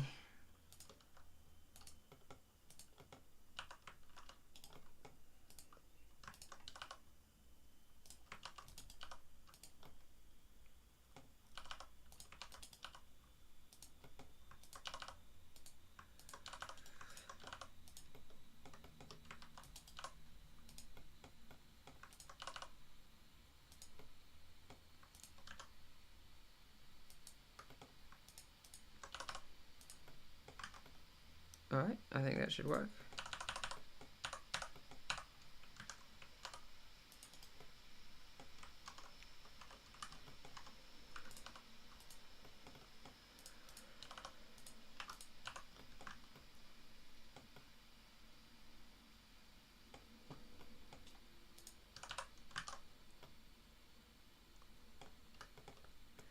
And then, I don't think I can, but what happens if I just say grid fill here on it?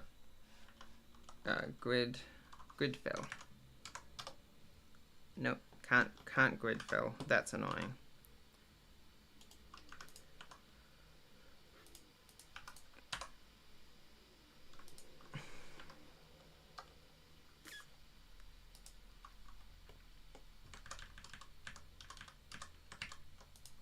What happens if I do this?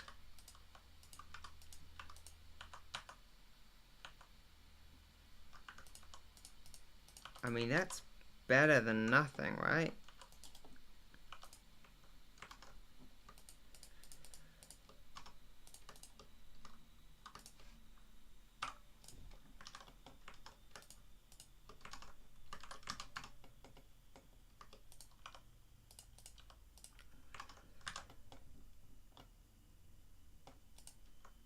If I just add a subdivision, and I put it below the shrink wrap, what does that look like? That looks pretty good. You know, I think we're getting there. And I can't be too harsh on my topology because the fact is, I'm not rigging it, you know? And even if I were, the ear doesn't really matter. Alright, we can get rid of that subdivision.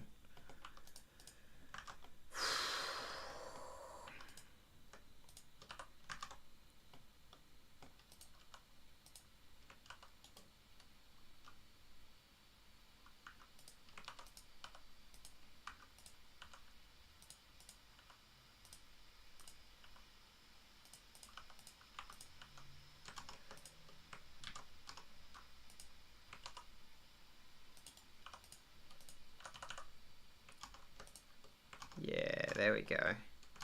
We're getting there.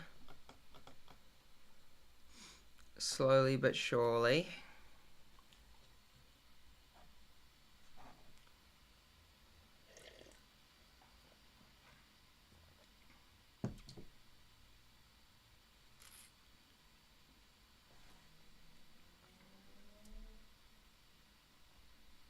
I would guess most, if not all, of those studios probably have created their own proprietary add-ons for it.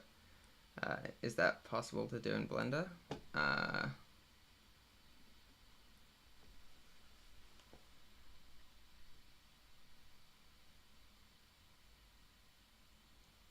Do you mean add-ons for Aseprite? Oh, I see. You're talking to Vuk. So my bad. Too bad I've already purchased Aseprite. Yeah, that's a shame. I think it's, you know, it's only like $10 or something. It's like not too much down the sink, and you know, you're supporting the people who developed it. It's a shame some open source software doesn't work on Linux. Is that true? I didn't realize that. I mean, I guess that's always going to be true, but like, it feels weird to say there's an open source software that isn't supported on Linux. You know?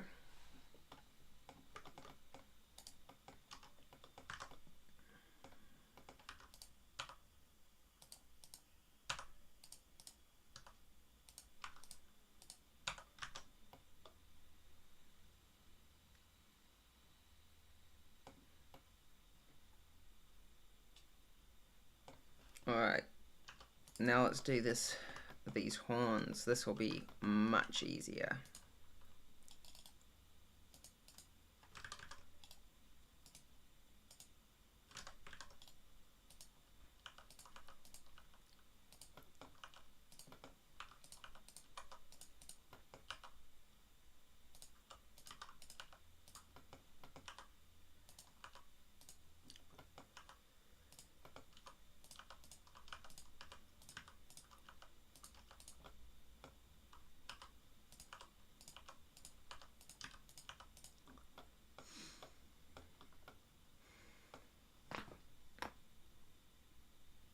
Oh, lovely.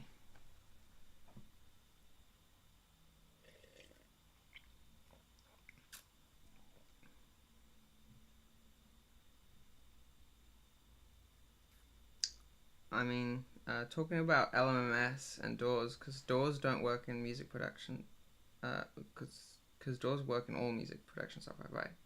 OpenTunes is not on Linux. That really surprises me. Wow. Even other software from the same company are Windows exclusive. That's really annoying. Yeah, that's. I'm planning to switch over to Linux soon. So that kind of makes me glad that I don't rely on OpenTunes very much. You know, I don't really use it all that frequently.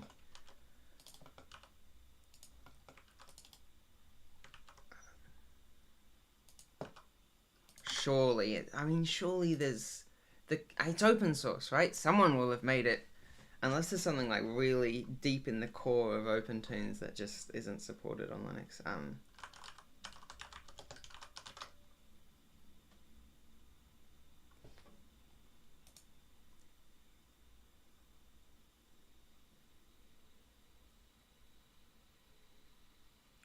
Hmm.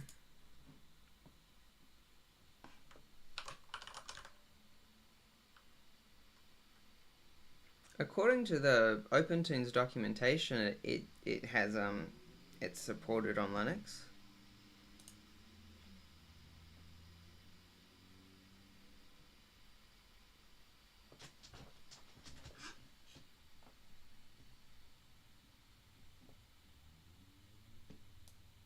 Yeah. So unless what you're saying is it has like an installable file for Linux, but it just doesn't work. Because I know people had like in Unity, people complain about the Linux version of Unity, where obviously Unity's closed source, but like it has on the website a button for installing it on Linux, but it's just so like buggy and not very good that it's basically unusable.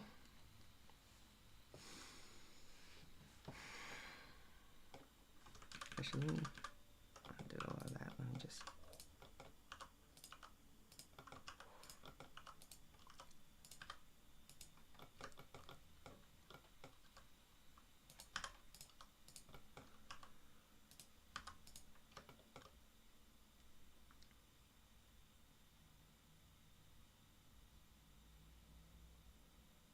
Oh, it must have been updated since you haven't used it for a year or two, right?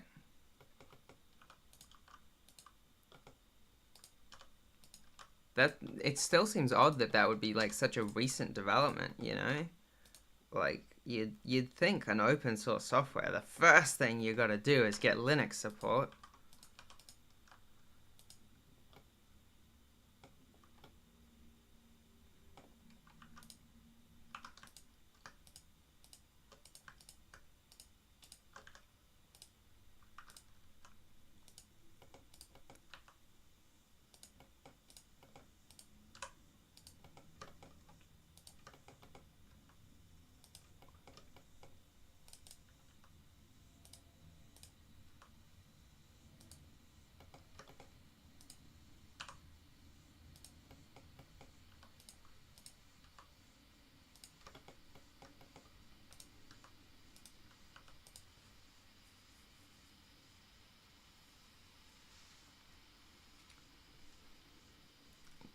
like here, even Reddit post going around 6 months ago talking about it not being on Linux, right? So yeah, it must be really recent. The Linux support. That's so strange. I mean, I guess in some ways it makes sense because it kind of OpenTunes is a bit unique in the way that it became open source.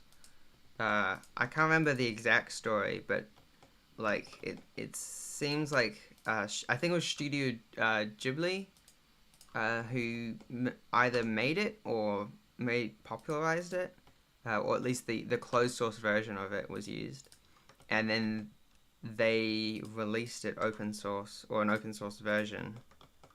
Yeah, I don't know.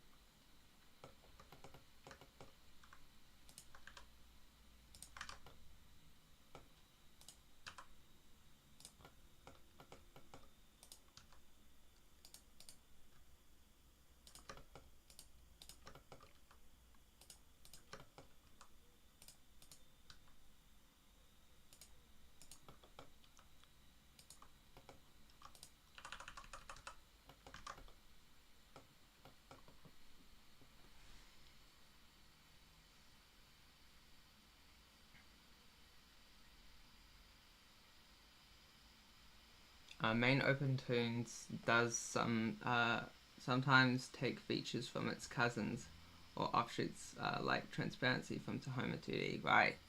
Yeah, because I know Tahoma was like an offshoot of OpenTunes, but it makes a lot of sense that some of its features would get backported into OpenTunes. OpenTunes was born from Tunes, which is closed source, yeah, and then Ghibli opened it to the world. Yeah, that's awesome. I think there's Ghibli layout there inside the software, right? Right. So like a default Ghibli workflow just built in. That's really cool. It kind of that kind of makes you feel like you can make the Ghibli films basically on your own, even though that's basically impossible to because there's just so much artistry involved, you know.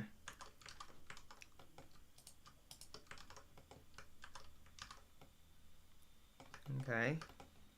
Now I'm just gonna take one of these squares and just pop it up here.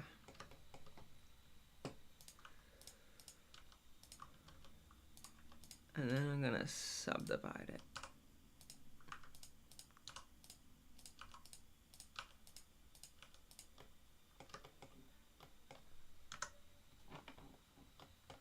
And then let's see if that's gonna be helpful at all.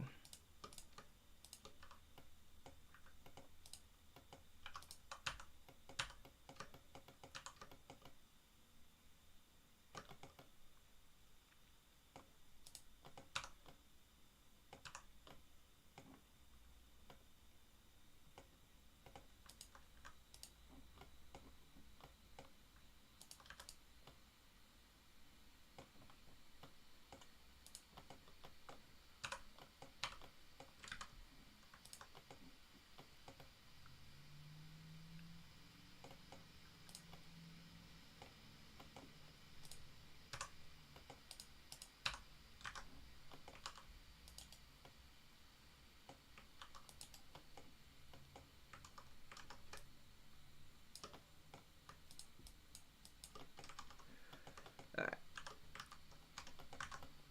Whoa.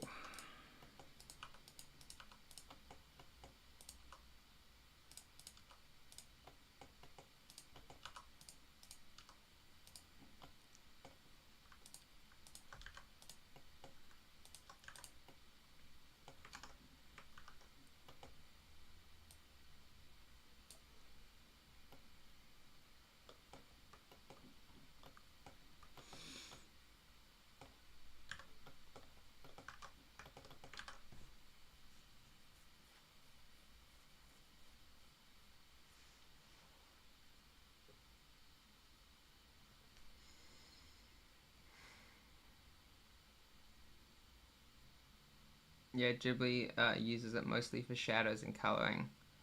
Uh,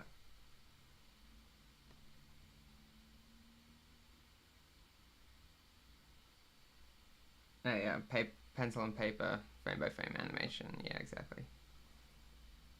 And I think that's probably one of the cool features about OpenToonz is it's really good at scanning in hand drawn animation as and then the workflow for converting that into uh, digital line work and shadows and the like.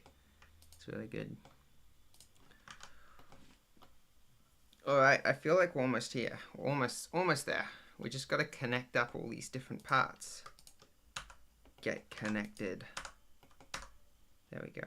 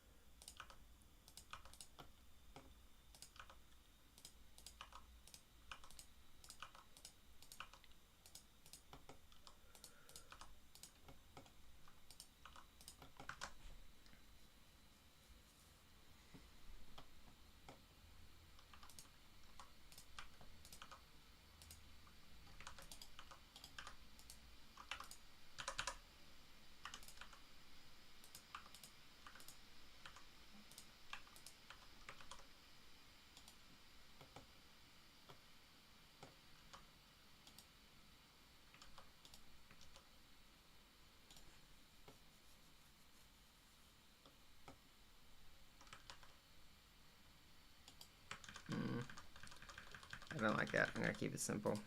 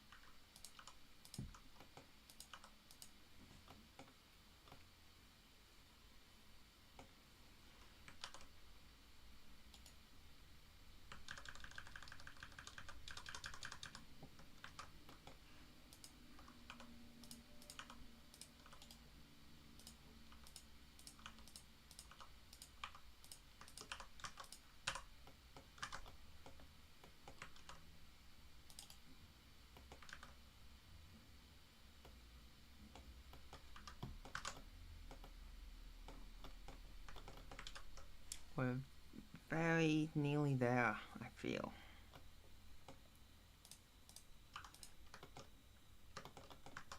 I feel like I should inset this and then like grid fill it.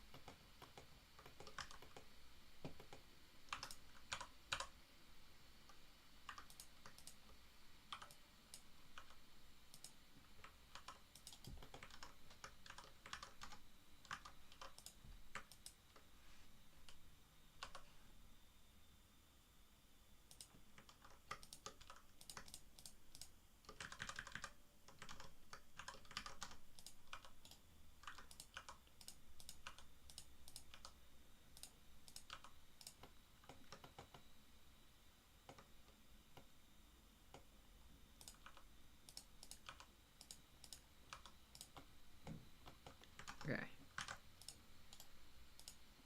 Look at that. It's really coming together.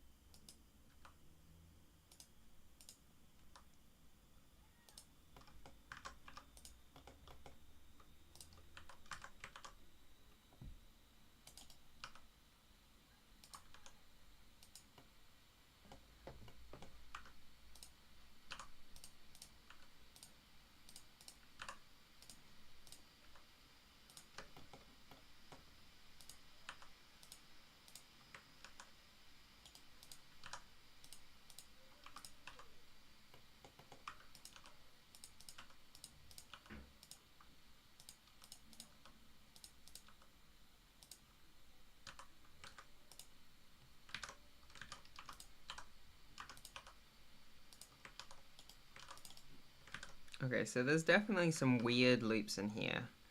And, oh, especially that one. Look at that. But, you know what?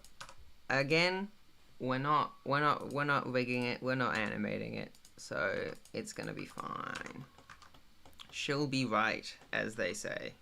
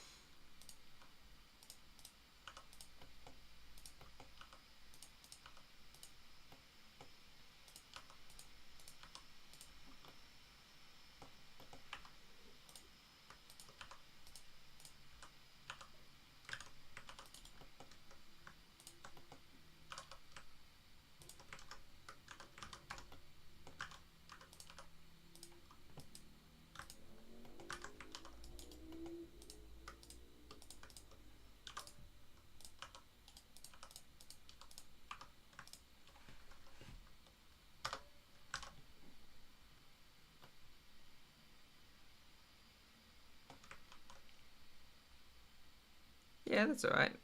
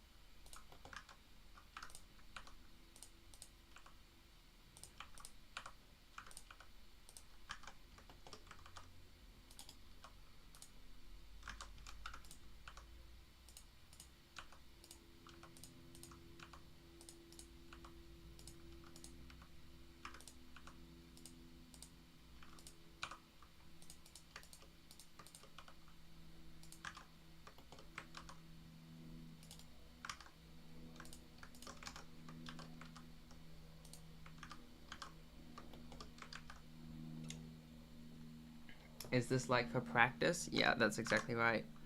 I'm definitely more of a 2D animator, and I think that's probably where I want my career to head, the direction I want it to head. But I do like having more of a variety of skills in my toolkit, as it were.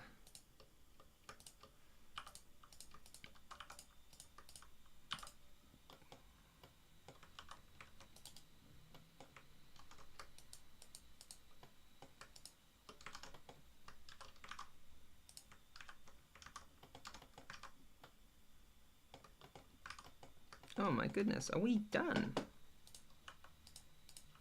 We might be.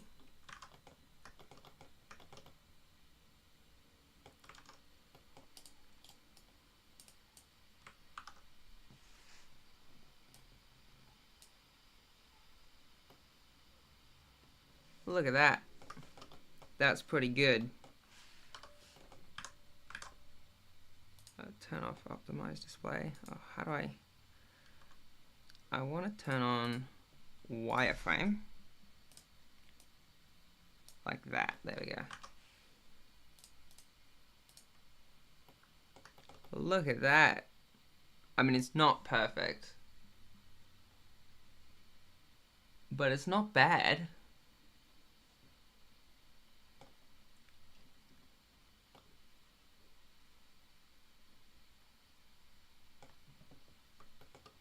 Okay, so here comes the fun part. And I don't know exactly how to do this because I've never done it before. But we're going to add details using a multi-resolution modifier. I'm going to duplicate this and move it into a new collection called Archive. I'm just going to untick Archive, although you can't see that, unfortunately.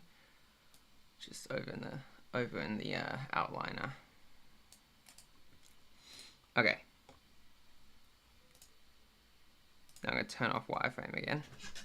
Now I'm going to add, you can also do this by going Control Tab into Sculpt mode and then press Control 2. Whoa! Let me undo that. Let me get back. Let me delete that.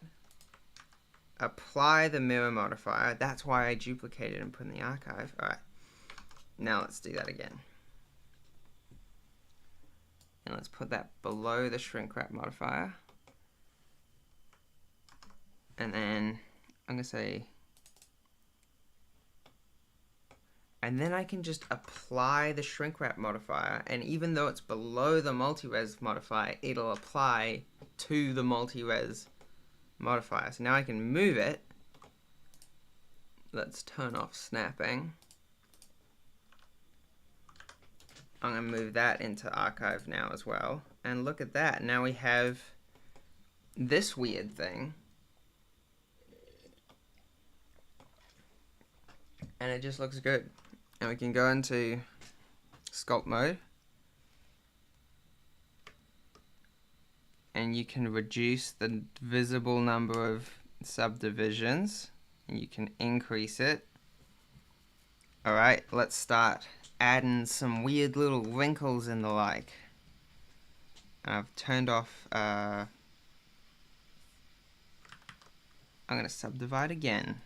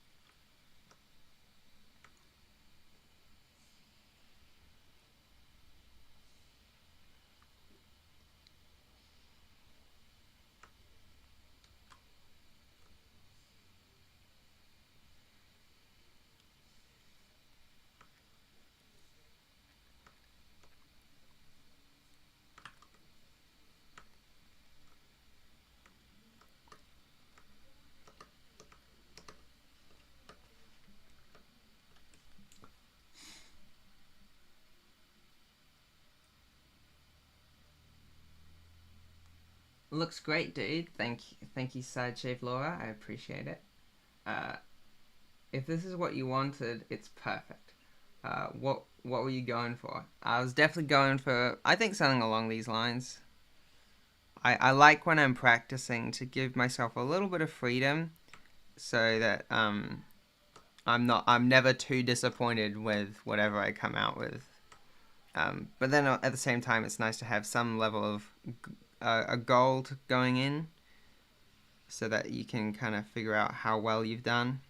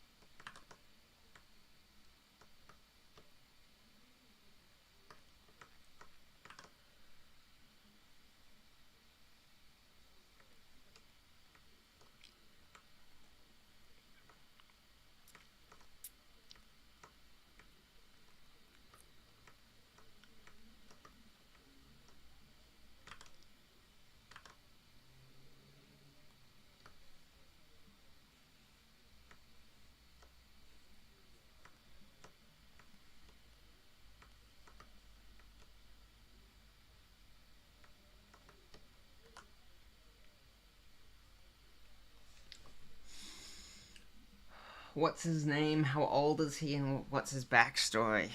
Ah, man, you ask some tough questions. Uh, I reckon he's 372 years old.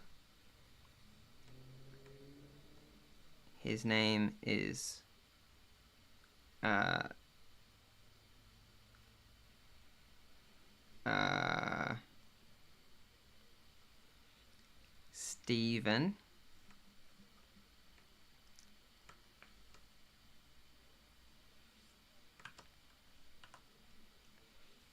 And his backstory is he has a sweet tooth and he lost all his teeth because he eats too many lollies.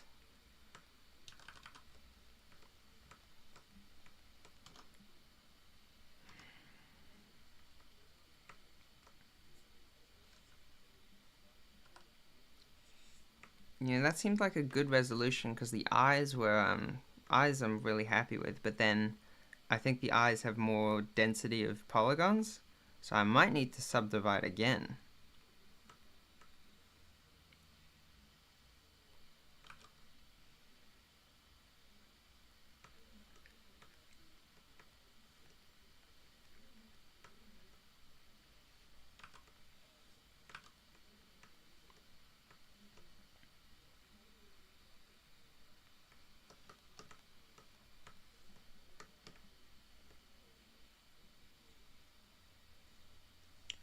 Yeah, I'm gonna subdivide one more time. Hopefully this doesn't like crash my computer.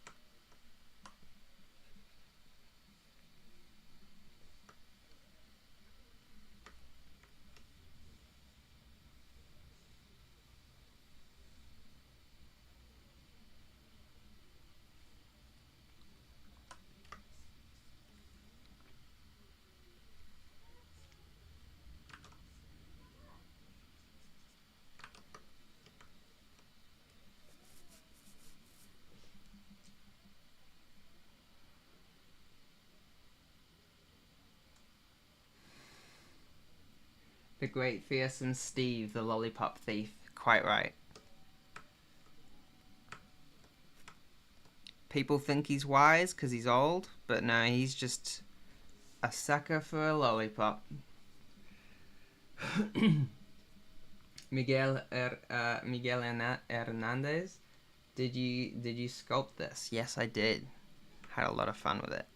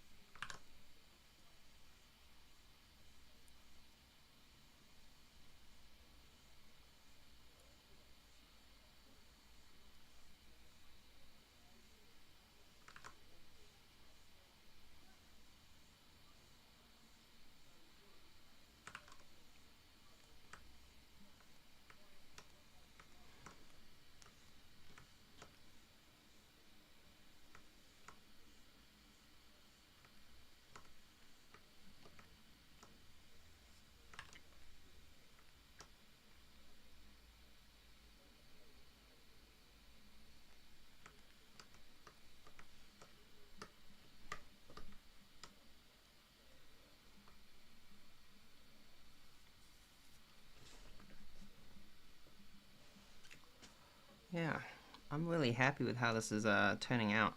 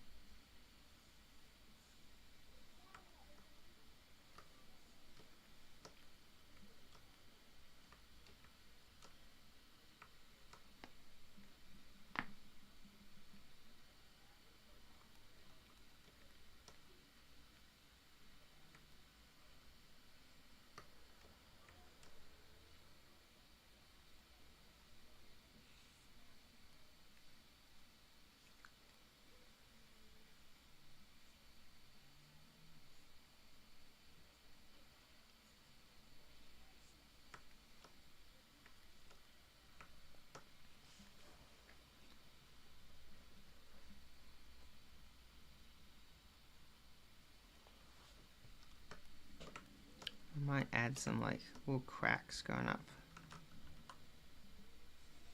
Or actually, it's way lower density. I'm gonna wait till until I subdivide again before I add any cracks to the horns.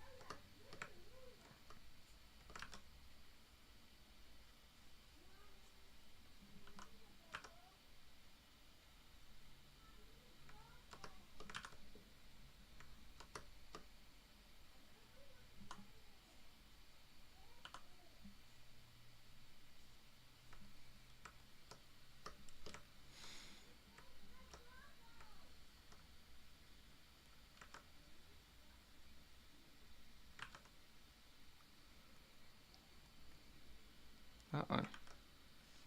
Seems to have frozen. Oh no, it's okay.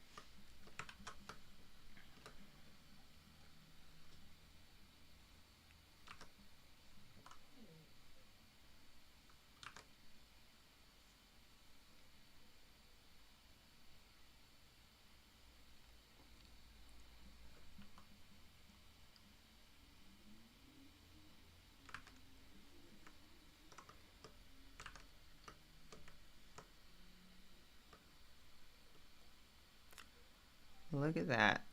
Almost there. I don't know, I just want to keep working on it, you know?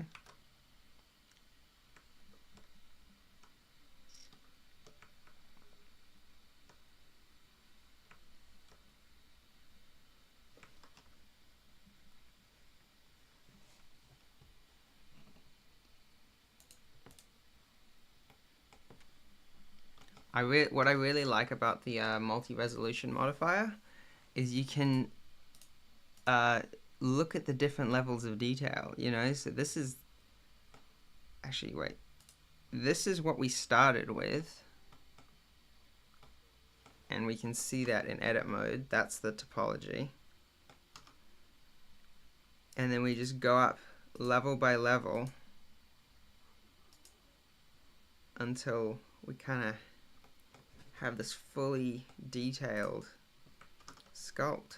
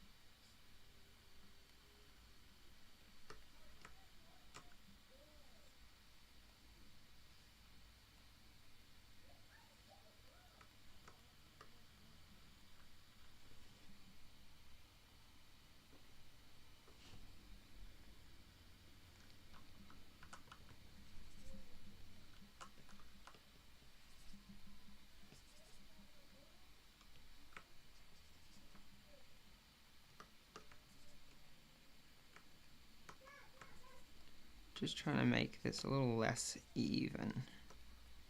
So in the back, it's kind of... I don't know what the back of someone's head looks like. I'm realizing.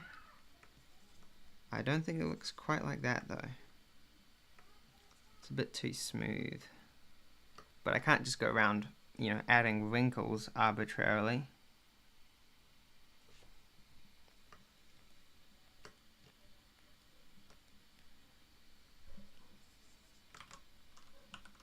Or can I?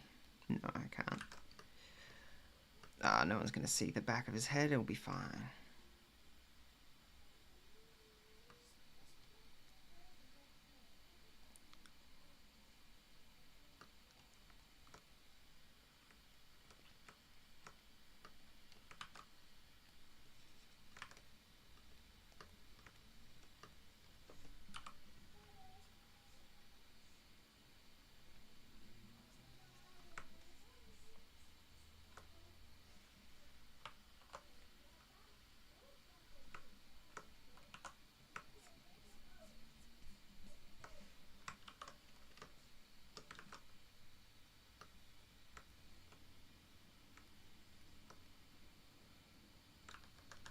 Undo that. You know what? The horns are fine. They're good. They don't need more detail. Why can't I unselect the mask? There we go.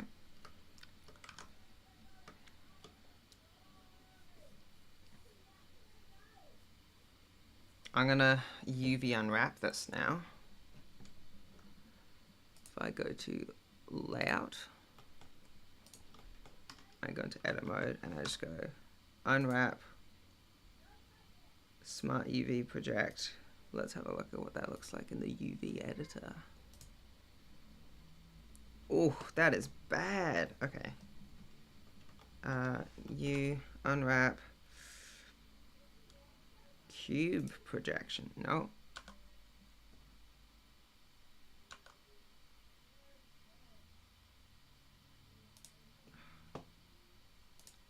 gonna do it. Oh, no, I'm not happy with that.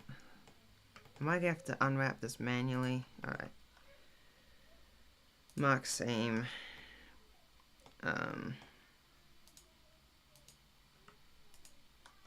Mark seam there. Mark seam.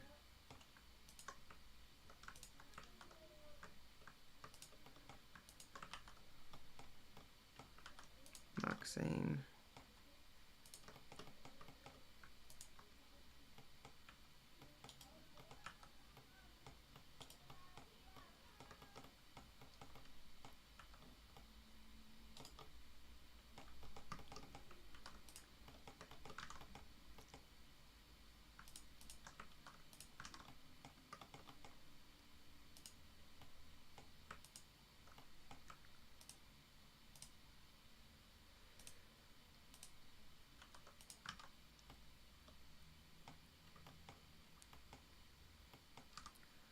What happens if I do that?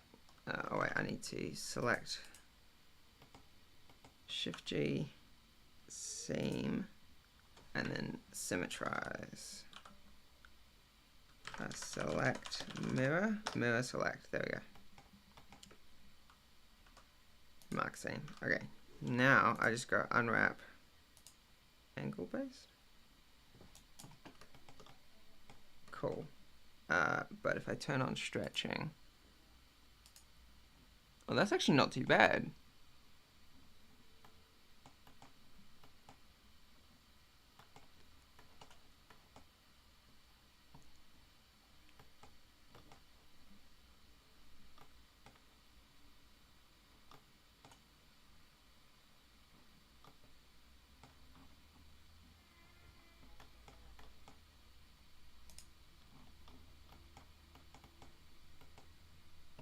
What happens if I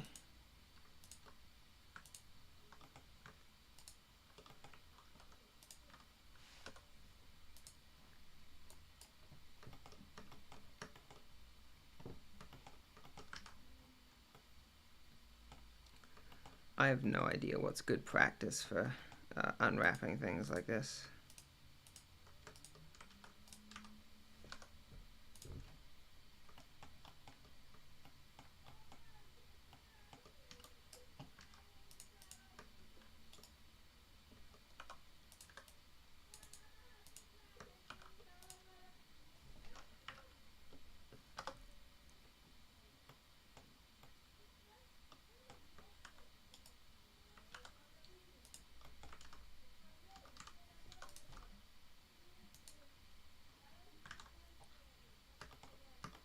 Alright, that's good enough. That's a good enough unwrap.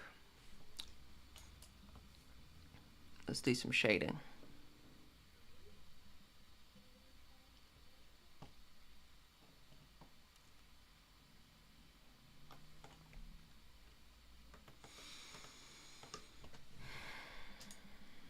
Alright, let's get a simple material set up. Let's make him blue. Just like a base color. A metal blue. He's a statue. That would make texturing him easier, but no, I don't want to do that.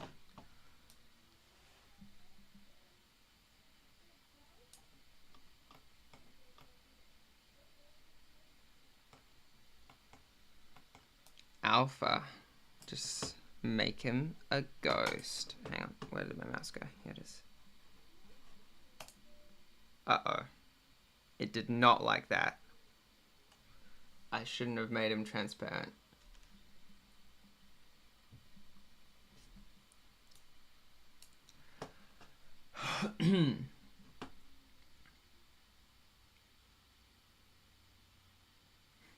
You banged Steve out. Pause. Rather quickly too. It's only been like a couple of hours. Yeah, I'm pretty happy with how quickly that came together, honestly. Like, for the level of detail I was able to achieve, pretty happy. Finn, more sculpting perhaps? Absolutely. Yeah, and caught another stream, very nice. #1 streamer, Sketchy Squirrel, that's me. Definitely Very professional, very entertaining streamer.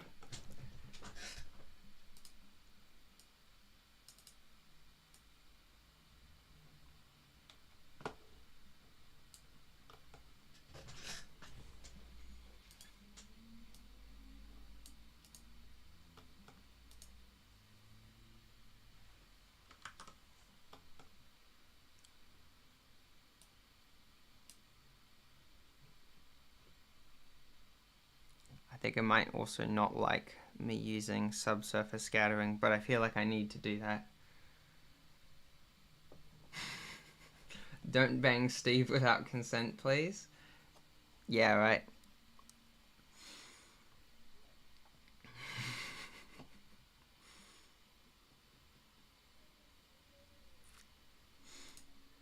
Oh no.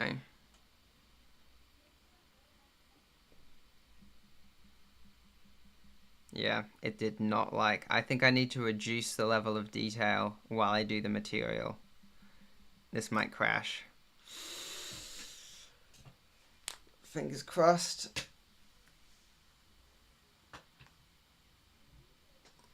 Oh, nice. Yeah, I'm going to reduce the level of detail visible. Let's keep it at 2, shall we? Alright. And now, yeah, that's already better. If I go to rendered view.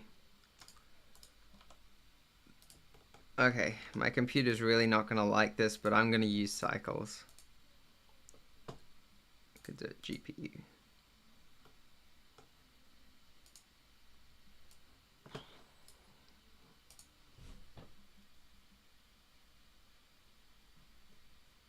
I don't understand this new system for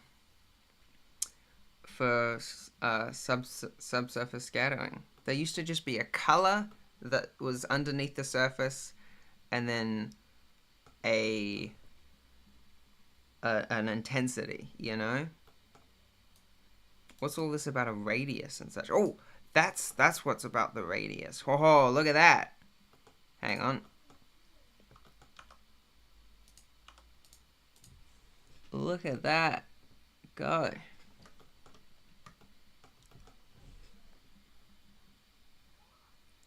I'm going to turn on denoising so that doesn't look so awful. Look at that there. Oh, lovely.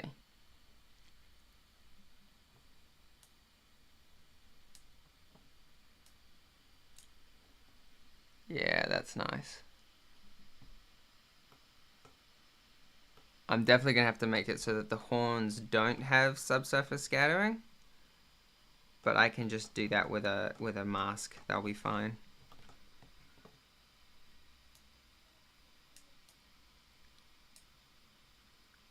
Hang on, this is a...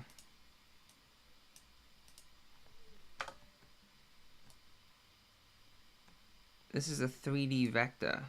Oh, I'm so confused. Oh, unless this is like the RGB values, because I just turned them all up and he's a bit gooey, I want to say.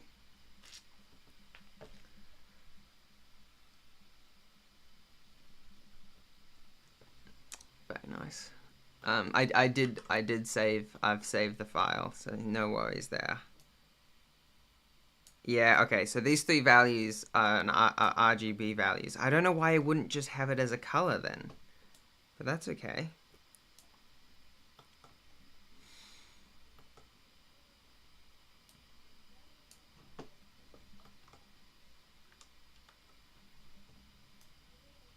Whoa.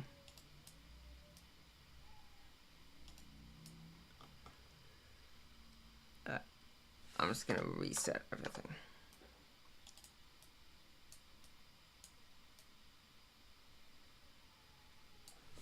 There we go.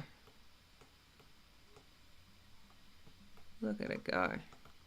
Pretty happy with that. Okay. Specular, I think we leave that alone, right? Transmission, we leave that alone. Coat, I think everything else is left alone. Let's see what this looks like with all the detail back.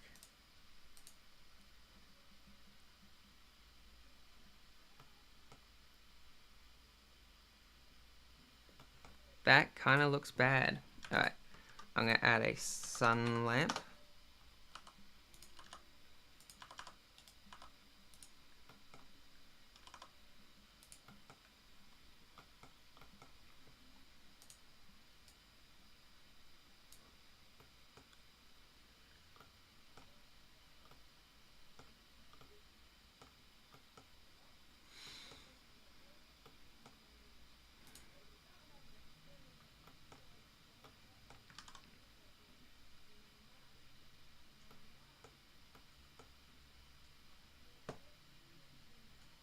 Right, and then I'm gonna add maybe a point lamp. That'll just give some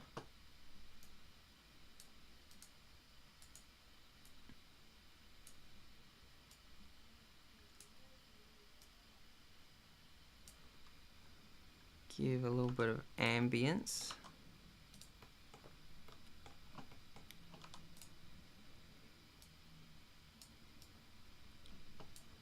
And then I'm gonna add one more, and that will be like a nice blue. Very much.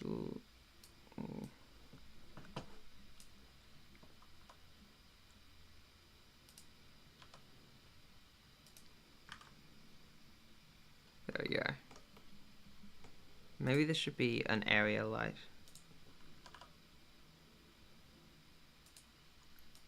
With a bigger size. I'm gonna make that a disc.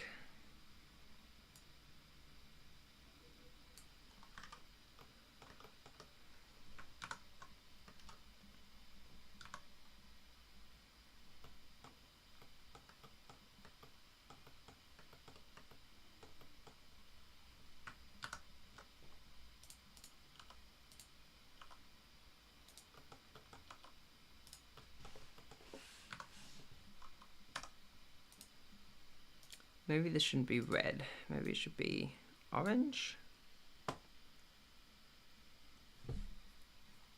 Right.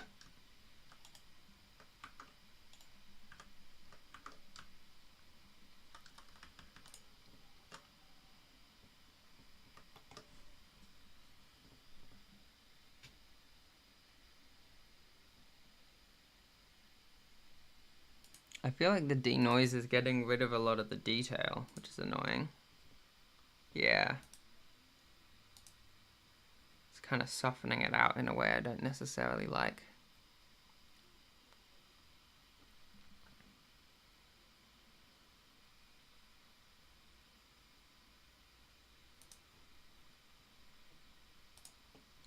Alright, I'm going to add an image. Oh, I should probably, if I'm going to start painting him, I should probably save it in its own file. Alright, there we go. I'm going to make a new image. I'm going to make this 2K. I'm going to call this subsurface. Scattering.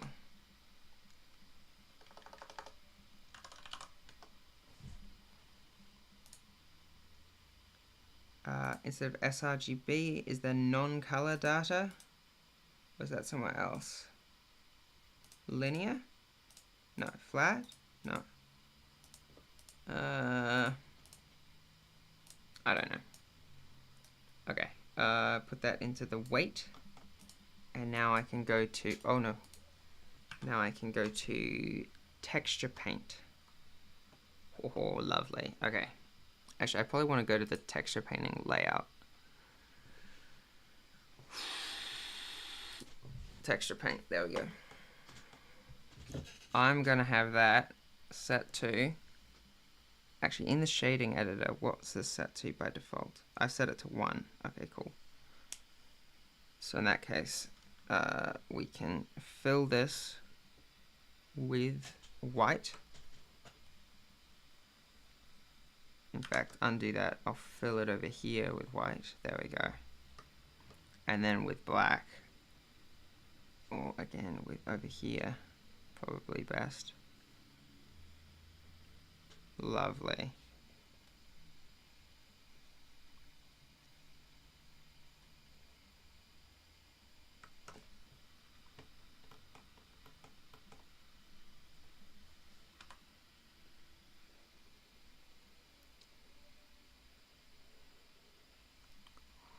That is too close.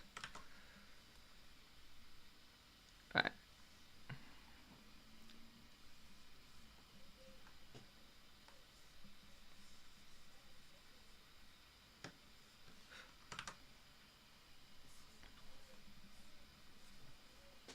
There we go. Look at that.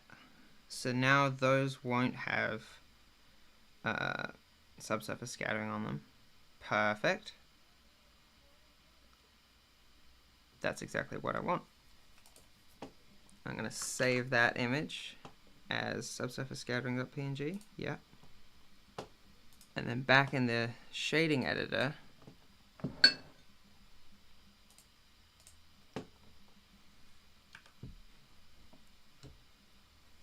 yeah, look at that. Now I'm going to make a new image for the base color.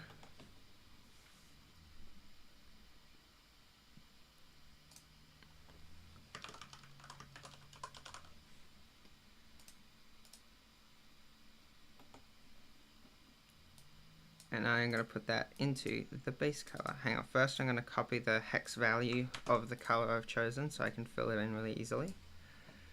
And then in the texture paint, I'm going to fill that in. Oh wait, I need to choose the color first. So I'll paste that.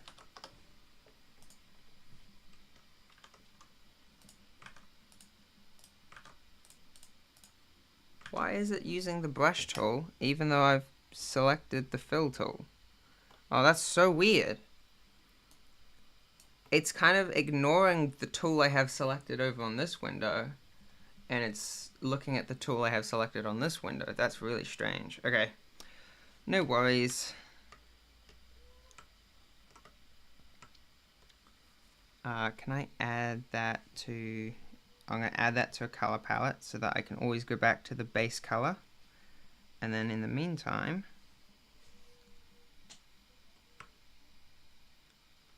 I can start painting some other stuff.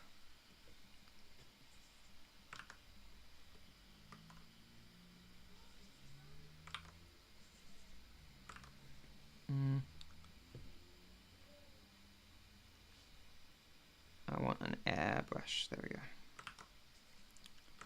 Actually, I'm going to choose a darker color for that. Yeah, that feels right.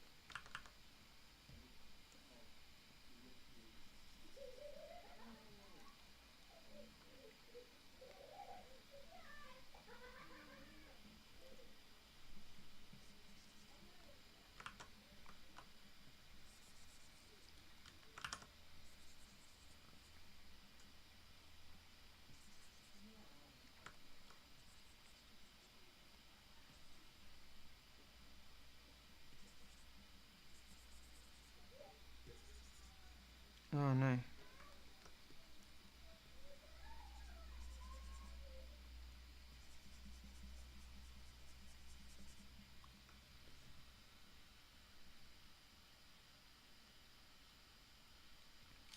Looks great, says Zara. Thank you. I'm pretty happy with it. Level 99 says, I prefer the 2D stuff. You know what? I think I do too. I think it's nice to have a break from 2D every now and then, but I think overall I definitely prefer 2D. So you can definitely expect me not to be sculpting again next time I stream.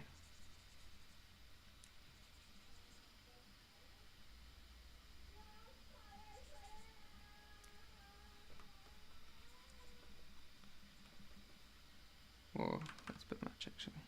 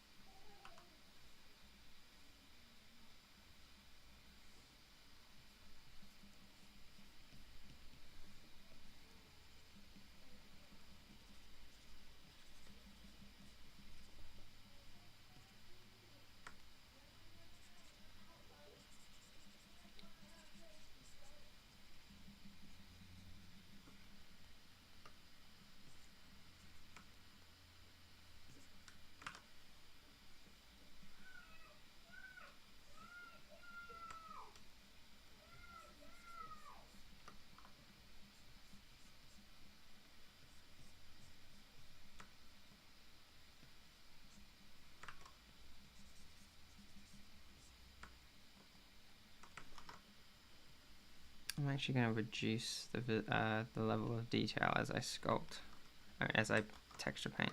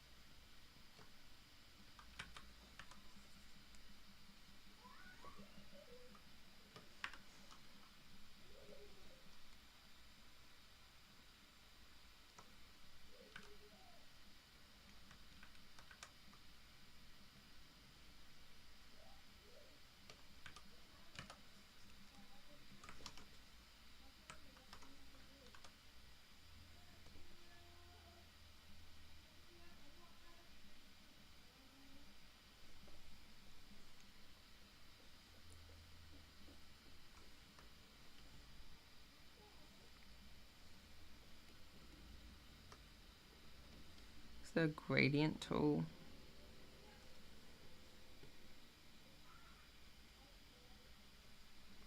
I don't know. I feel like there is. Oh yes, here.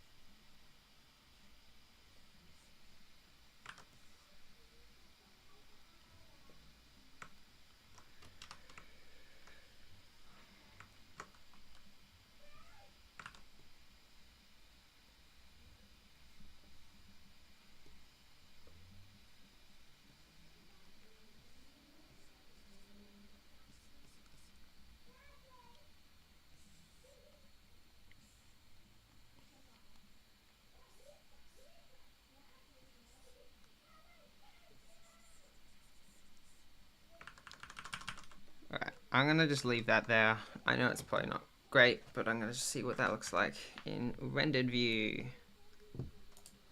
And I need to turn up the subdivisions.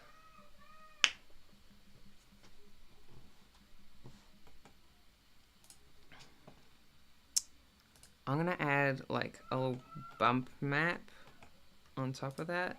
A noise texture.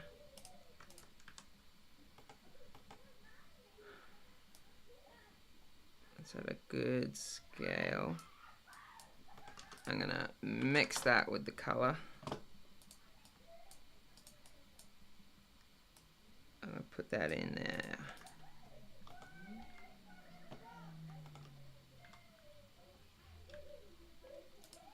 Oh, actually, that's the wrong type of mix. I need mix color. Put that in there. And rather than saying mix and have overlay,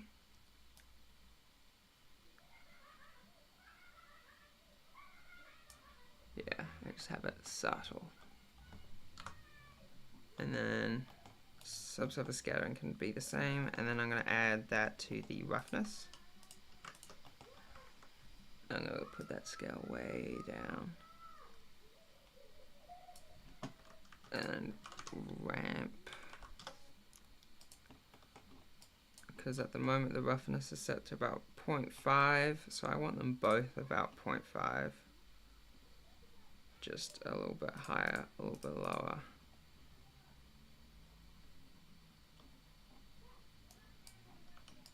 Put that into the roughness. Whoa, way too shiny.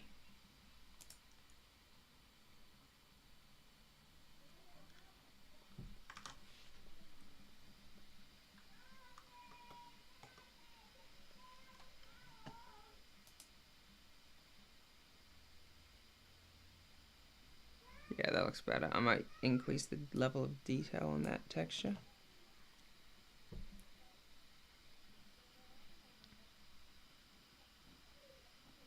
Alright.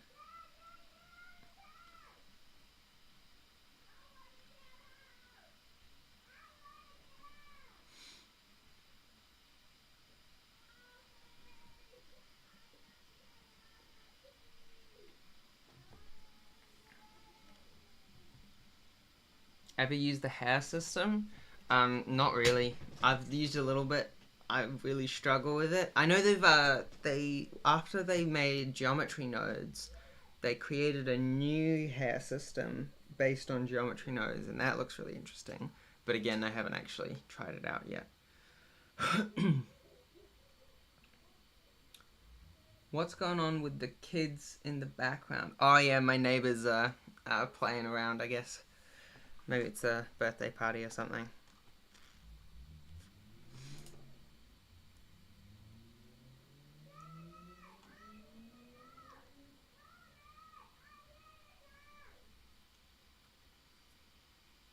Okay. What else do I need to do? Oh yes, I want that same noise texture being fed into a bump node.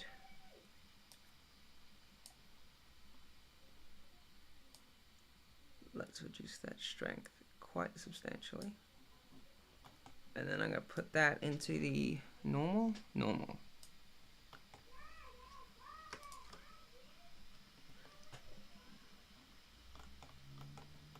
I'm actually going to mix that with mix color with not white but 0.5. Oh yeah, it is 0.5. That's really weird. Okay, but having that as, and then I'm gonna have another noise texture that's way bigger. Yeah, and feeds into the factor there. And then ramp.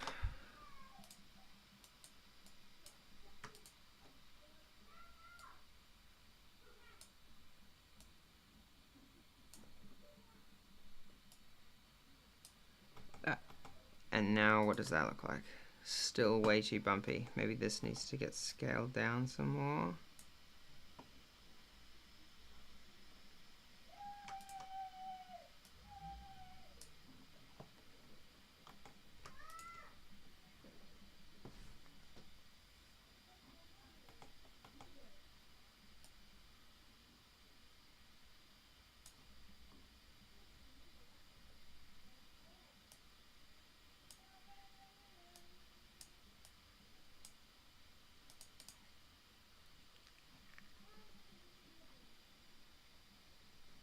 Then I'm just going to reduce the strength of this a little bit more.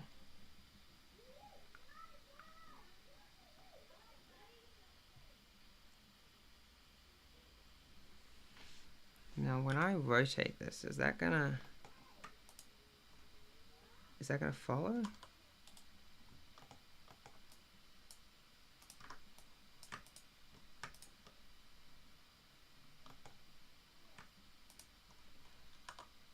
Okay, it is good.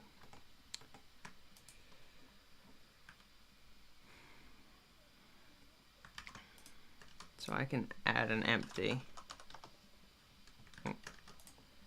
And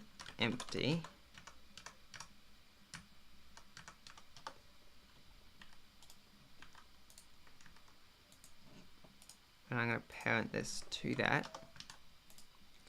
And then on its Z rotation, I'm going to say hash frame.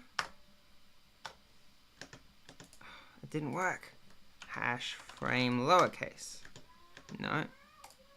Hash frame. Alright, I'm just going to delete that driver. And I'm going to just animate it over maybe,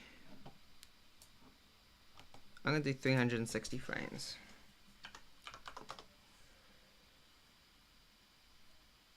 I thought you were living next to a kindergarten. Lol. Thought they have a lunch break or something. No, my sister lives next to a kindergarten, but actually I don't think it's quite as loud where she is.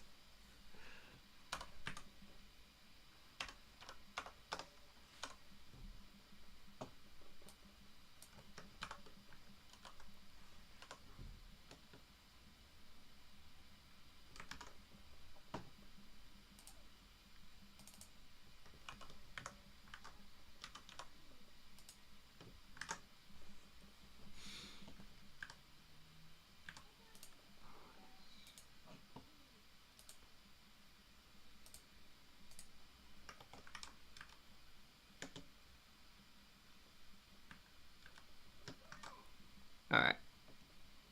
I'm gonna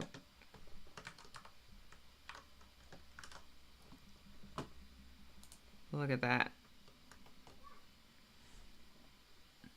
I'm definitely not gonna render this on stream. I actually don't want those bumps on his horns, so I'm gonna go to the shading editor, go to material view, And using the same subsurface scattering mask, I will mix that with this.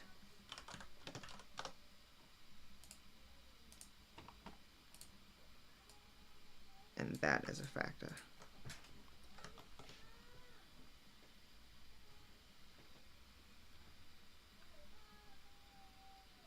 And I want to invert that mask. Alright, there we go.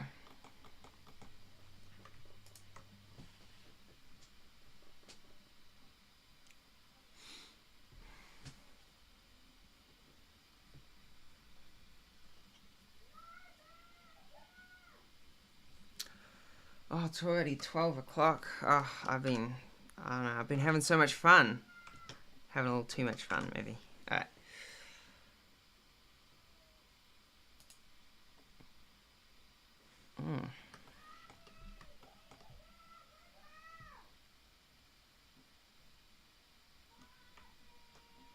Alright, that'll have to do for now. I'm going to just render one frame. But before I do, gotta say the max samples, let's say 300 samples. Alright. F12.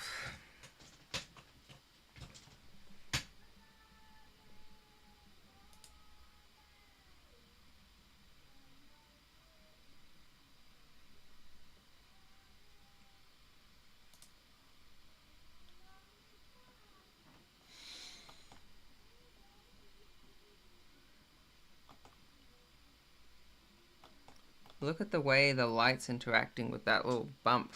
I love that.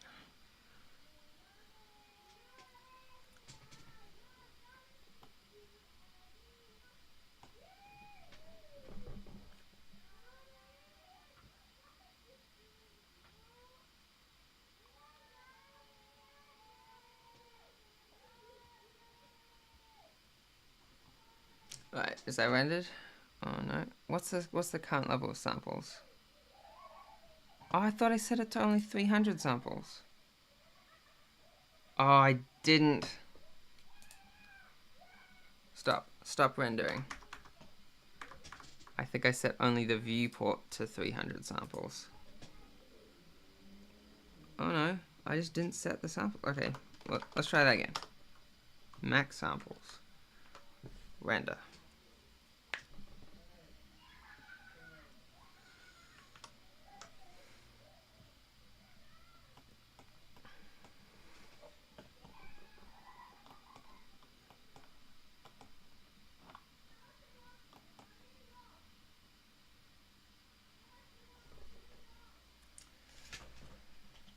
Crazy that it's 3D. It looks really incredible. Thank you, Level 99. I'm really happy with it, especially with the small amount of time it took, but actually, no, it has been. If I started at like 8:15, and now it's 12, that's a good amount of time, isn't it? Alright. There we go. Pretty stoked with that.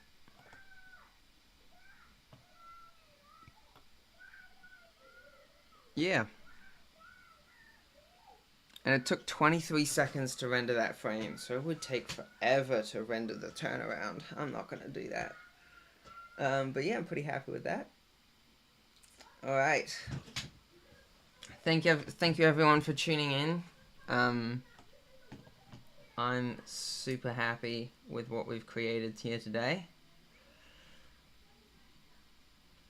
And I reckon I'm gonna leave you there. Alright. Thank you all for joining. I'll definitely be streaming again soon. Maybe not tomorrow, but maybe Monday. I'll try to have a better plan for what we're gonna be doing next stream. Alright. Goodbye.